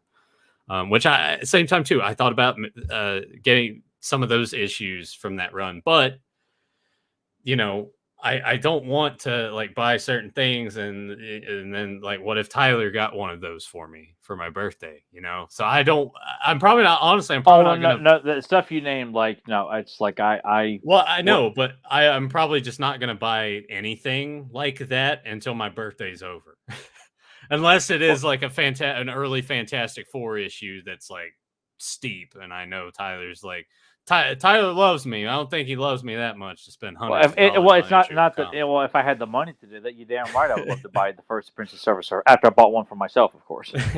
Yeah. It's always funny how that works because when I buy presents for Tyler for his birthday or Christmas, if it's something I don't have to, and I buy him one, I'm like, maybe I should just buy one for myself. It kind of defeats the whole purpose of the gift giving thing. But Tyler and I's interests in that regard are so similar that happens more often than you would think. Not recently, like if you watch that Spinner Rack episode, Tyler's like, I bet you're gonna buy one of those issues. I'm gonna wake up. Which I was kind of surprised. I was waiting to hear back. Like, did you get that first appearance of Wrecker, or did you pick up that book? Or no, I've been holding off because I want the to save money and let the account grow, because I know this is boring talk. We'll probably get another question or two and wrap it up, but got a credit card, and the timing of it with my other computer, kind of the hard drive about to bite the dust. I'm like, well, this one's a few years old anyway. Instead of just buying other parts and replacing things, so I went and bought a new PC on Black Friday at Best Buy, and the credit card had just come in. I'm like, well, I'll just do this. So I paid that off. The balance on that is zero now. And now I'm just saving up the money. I'll wait till probably after my birthday. But now that we're talking about it, I'll probably be looking at some comics tonight. Yeah. Sitting on the couch. I'm like, I've already been eyeballing a bunch because I'm like, since they didn't buy any in Pittsburgh, I'm like, all right, I'm gonna treat myself to. So the only thing I did buy was the first appearance of the new Fantastic Four, like Wolverine, Hulk, Ghost Rider, and Spider-Man. Yeah. I would check. They had there, but they wanted. I'm like, I bet I can get this on eBay cheaper, and I went and found one. I watched it, and some guy gave it to me for $6. Yeah. I'll gladly take that over paying a lot more. Like they had the first appearance of Conan's Girl Elite, and someone has that cheaper on eBay. Like I would much rather support a mom and pop local shop because they're really good. But I'm like, God, like when it comes to saving money, though, I'm like, it's hard to argue that unless it's like a big high dollar key issue, like a big deal issue, like the one in downtown Pittsburgh where they have the first issue of the X-Men, first appearance of Thor. Like those guys, they got the most serious fucking books I've ever seen in my life. Like, and not just one or two. Like every time you go in there, they've got, oh my God. Yeah. And that plus along with vintage toys, and they got cabinets that you pull out and look at books, all alphabetized. Some are CGI, some are not graded, but they're like ranked by very good. I mean, it's unbelievable, And there's 4 floors of vintage videotapes, records, 2 floors of comic books. You've got toys. I mean, it's oh my God, it's I've never seen anything like it in my life. So I told Eric when I go back to Pittsburgh, I was like, we're going downtown next time. Like I was like, we're this close to the beach. I'm like, oh no, but because I bought the first appearance of Rhino, a John Buscema Thor, and I forgot what else I bought the last time when I was there last Thanksgiving. I mean, it was just. I bought the black costume issue from Secret Wars from them for like $50. It's unbelievable. I even took a picture of like the comics that were on display in the because I'm like to see the first issue of X-Men, the first all these books. I'm like, you don't see this stuff in person.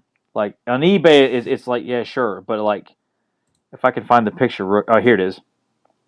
First issue of X-Men, first issue of the Incredible Hulk. You have those. Do you have like a group shot of all of them? Yeah, it's all in the case. Like the Submariner's first appearance in Fantastic Four. Go ahead. The first issue of Amazing Spider-Man. All these are in the same fucking case. Message them to me, and I'll put them on the screen for everybody. Okay.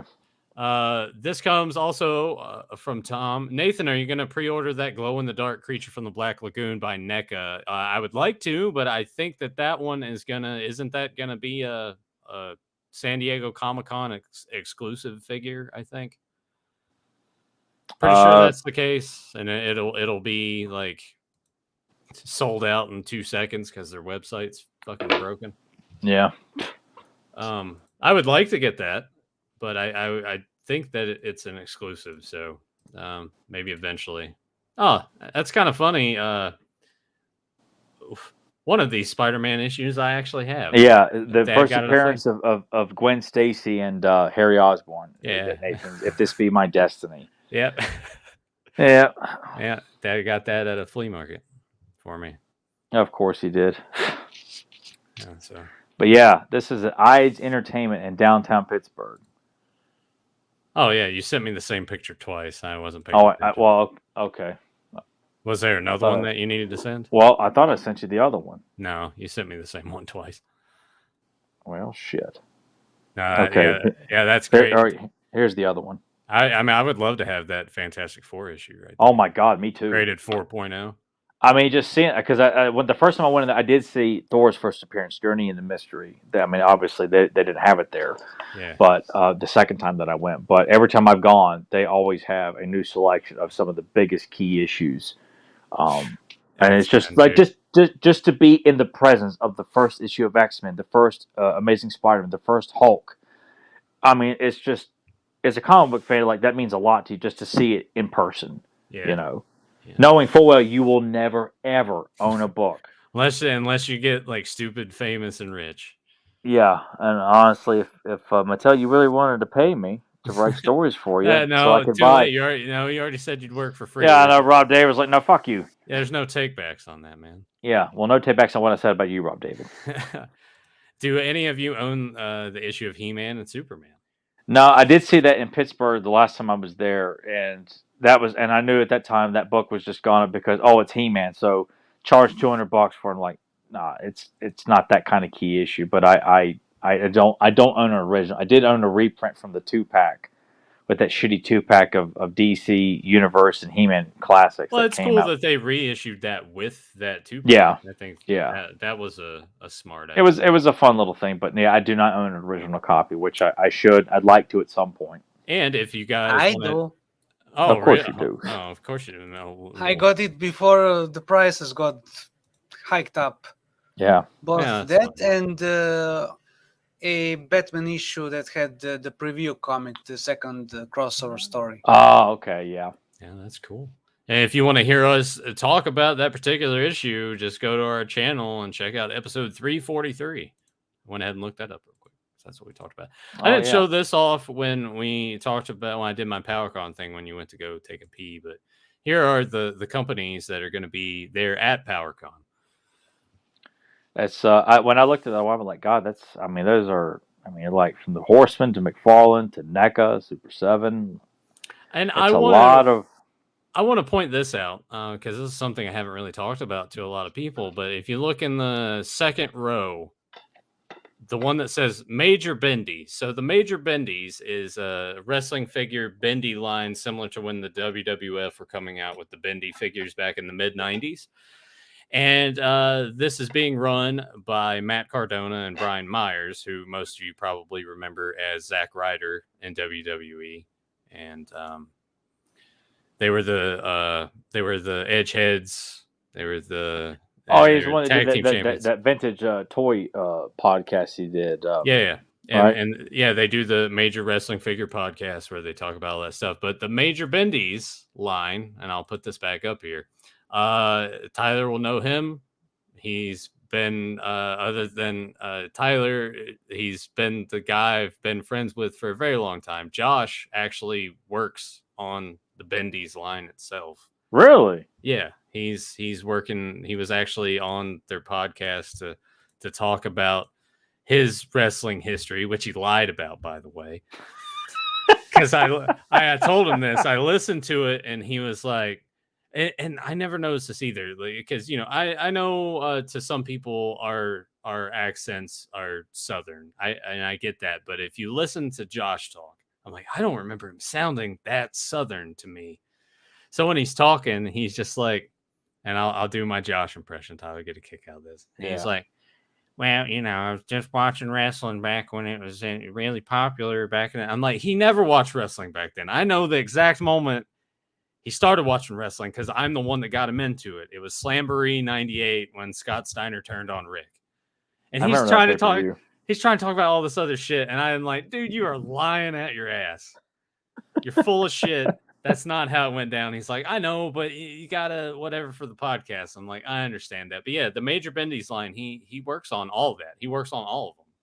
Every single one. He does the three, like they sketch out a drawing for it, and then he takes it and makes the 3D model and then sends it to them, and then that gets sent into production. So he gets paid very, very well for each one that he does. And I'm like, I'm happy for him. I'm glad he's finally using his artistic abilities that he's had ever since I've known him and applying that to this. So with them being there at PowerCon, I don't know if Josh might end up being there too.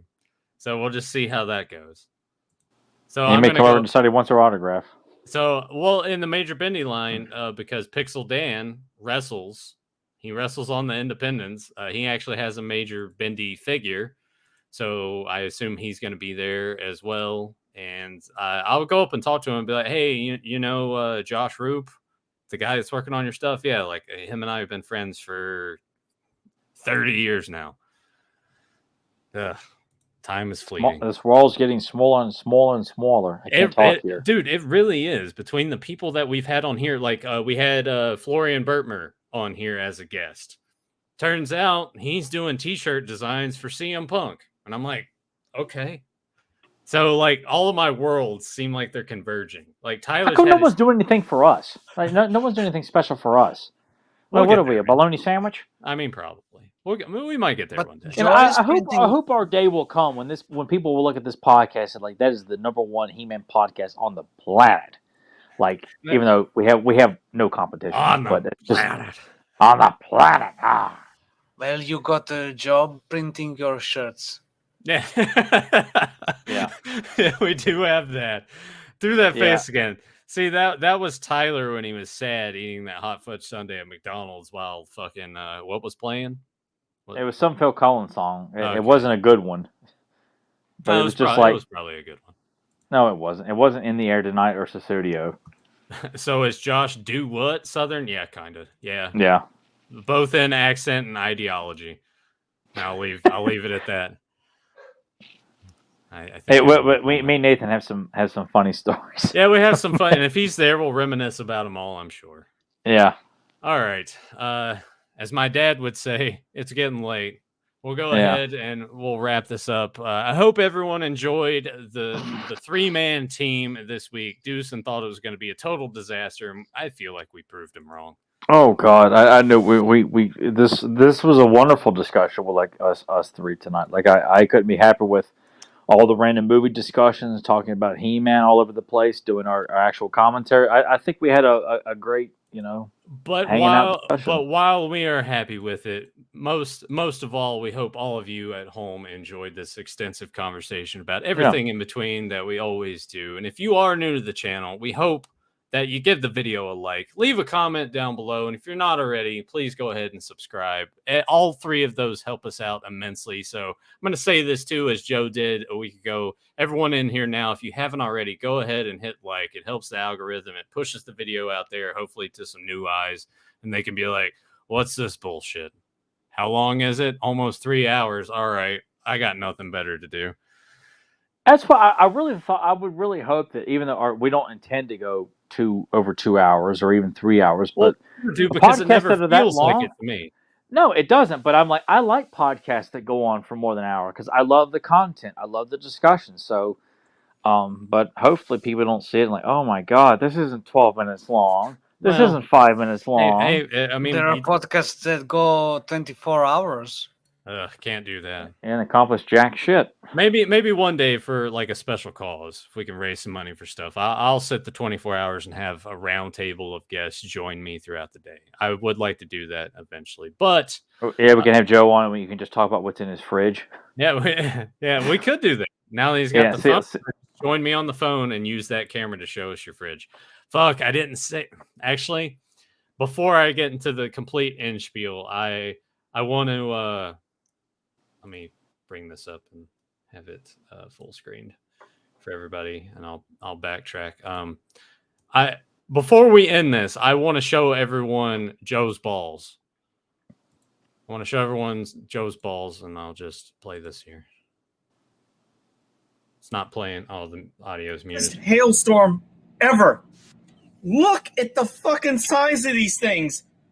It just went nuts out there. So, I had to bring some of these in. I was like, I have got to put these in the freezer just to show you. He's This got is nothing else in fucking his crazy. freezer, by the way. Look at The that. one neighbor, he said, nothing was damaged to his car, but I know that there's damage to other cars and shit going on. This is fucking banana. I've never seen nothing like this in my whole life around here. It sounded like just people were throwing giant rocks at the fucking house. So I went out there, looked, make sure there was no damage, but I've never seen nothing like this in my whole life. Had to show you guys. All right, I'll Oh. It's free. It's free ice cream for I him. want, yeah, yeah. Also, everyone. That's the real reason why he's not today present, because one of those balls hit him on the head. So No. he's recovering. No. I just it love did- the idea that he looks in his fridge and there's nothing in there. Like if Joe's like, I better go to the grocery store and get some toilet paper. Jenny's Well, coming see, over later. what I'm thinking is that's not actually like the freezer. I think that's the one that he keeps bodies in, and there wasn't Yeah. anything in there currently because he hasn't. He's gone had out to, to get one. well, the smell was probably starting to get to the neighbor, so he's like, I got to get rid of these now, Yeah. and then the cops show up and pretend that they feel sorry for me and that all these girls just keep leaving me. They keep leaving me high and dry, and Deucin, you got a job on that one. yeah. P.S. Yeah. I imagine hey, it's like the there's freezer no in sense. Texas Chainsaw Massacre when the girl's body comes out of the freezer. Yeah. When I think when because she's like still like kind of numb and like pops up, and then the guy gets hit in the head. I'm just glad that he's safe because hail that size, very dangerous. Yeah, I couldn't imagine the damage that people have done to their cars with a hailstorm like that. Holy shit! I've never personally around here never seen hail No. that big. I've seen it, maybe like golf ball size, a little bit smaller, but that was like baseball size. That's But I just wanted to show everyone at home because I'm sure that everyone's missing him tonight. He's hanging out with all of his kids, all those kids that he's produced across the country. All those bastard kids that he's, he's too cheap to buy a condom. So there you go. One more thing about those balls. We don't know how big Those his balls. hands are, though. That's true. That is true. Those could have been golf ball size, and Joe has like Donald Trump size hands. Banana hands. Yeah, that could have been the case as well. But yeah, I wanted to show that off before we ended it up. But I hope everyone enjoyed this episode tonight. Like I said before, leave a comment down below, and subscribe if you haven't already. And make sure you ring the bell so you're notified when we go live, because might not always be a Sunday night. Could be a random Wednesday night, Tuesday night, maybe all the Talking nights. about comics. Talking about anything. Yeah. Could be talking about Jaws 4. Jaws 4. How Or it goes, even but porn. what? Or even porn. No, that'll never happen. That's Deuce's live feed. Yeah. He gets commentary. I don't like the shadows on our tits. They don't accentuate the balls enough. Yeah, the cum Look at doesn't this look camera right. angles. They're not getting out of the nuts close enough. Fake cum. Why? Yeah. Look at the special effects. We know that's not real semen. Yeah. Do some what you do when your own time is. Yeah. Imagine Deucin directing porn. No, it would be terrible. Look at that maniac imagining the worst possible jobs for me. Yeah, but who brings it up? You're wanting to talk about porn on a live feed. Like, imagine Deucin directing. Yeah, Deucin sitting there and he's like, and action. Imagine Deucin got one of those those long air horns like action. He's like Schumacher. Yeah. You can't tell me that the Joe wouldn't be into that topic. Well, no, because Joe would get kind of nervous. Like, it kind of makes you feel kind of funny, And once Deucin, he talking about it a little bit more privately through Messenger when he sending like a 5-minute voice message. Deucin, how would you direct the position, stuff like that? And like trying to get Deucin. You should know that I am foreign. Yeah, and that's what Deucin would say to him. Let me move my condom here. Oh, those quotes pay out so much for Deucin. They always do. But all right, well, end this. One. Hope everyone enjoyed, and until next time, have a powerful day. What do you think about New Beginnings? What is that? The feminine hygiene spray? He made himself laugh. because I just love the line. To himself. Well, not only that, but it's getting late and Tyler's getting a little loopy. Yeah, when I get sleepy, I start laughing a lot. And like me and Nathan could just sit and watch QVC at 1 o'clock in the morning, and it'd be hilarious. 1 o'clock? It'd be more like 4 o'clock back then. Well, for you, I'm like fading fast at 1 o'clock. Like I'm just on fumes and just laughing. And Nathan's hair is all fluffed up, and we're like watching shitty MTV reality shows. Yeah. Well, they're all shitty, but. Well, say it again. Okay. What do you think about New Beginnings? What is that? The feminine hygiene? The feminine hygiene spray? Yeah. I should know this. Well, yeah, I know you've seen it. Dumb and Dumber. Well, you're on the right track. You're Dumb and Dumber? You're on the right track, Deucin. It's got to be Kingpin then. Yeah, it's Kingpin. Yeah. I haven't watched that in a while. I need to give that a rewatch because Woody Harrelson's so funny in that movie. But Bill Murray's funny in it too. Oh, they're all funny in it. That's a masterpiece. Kingpin. Like the one scene that I always think of is when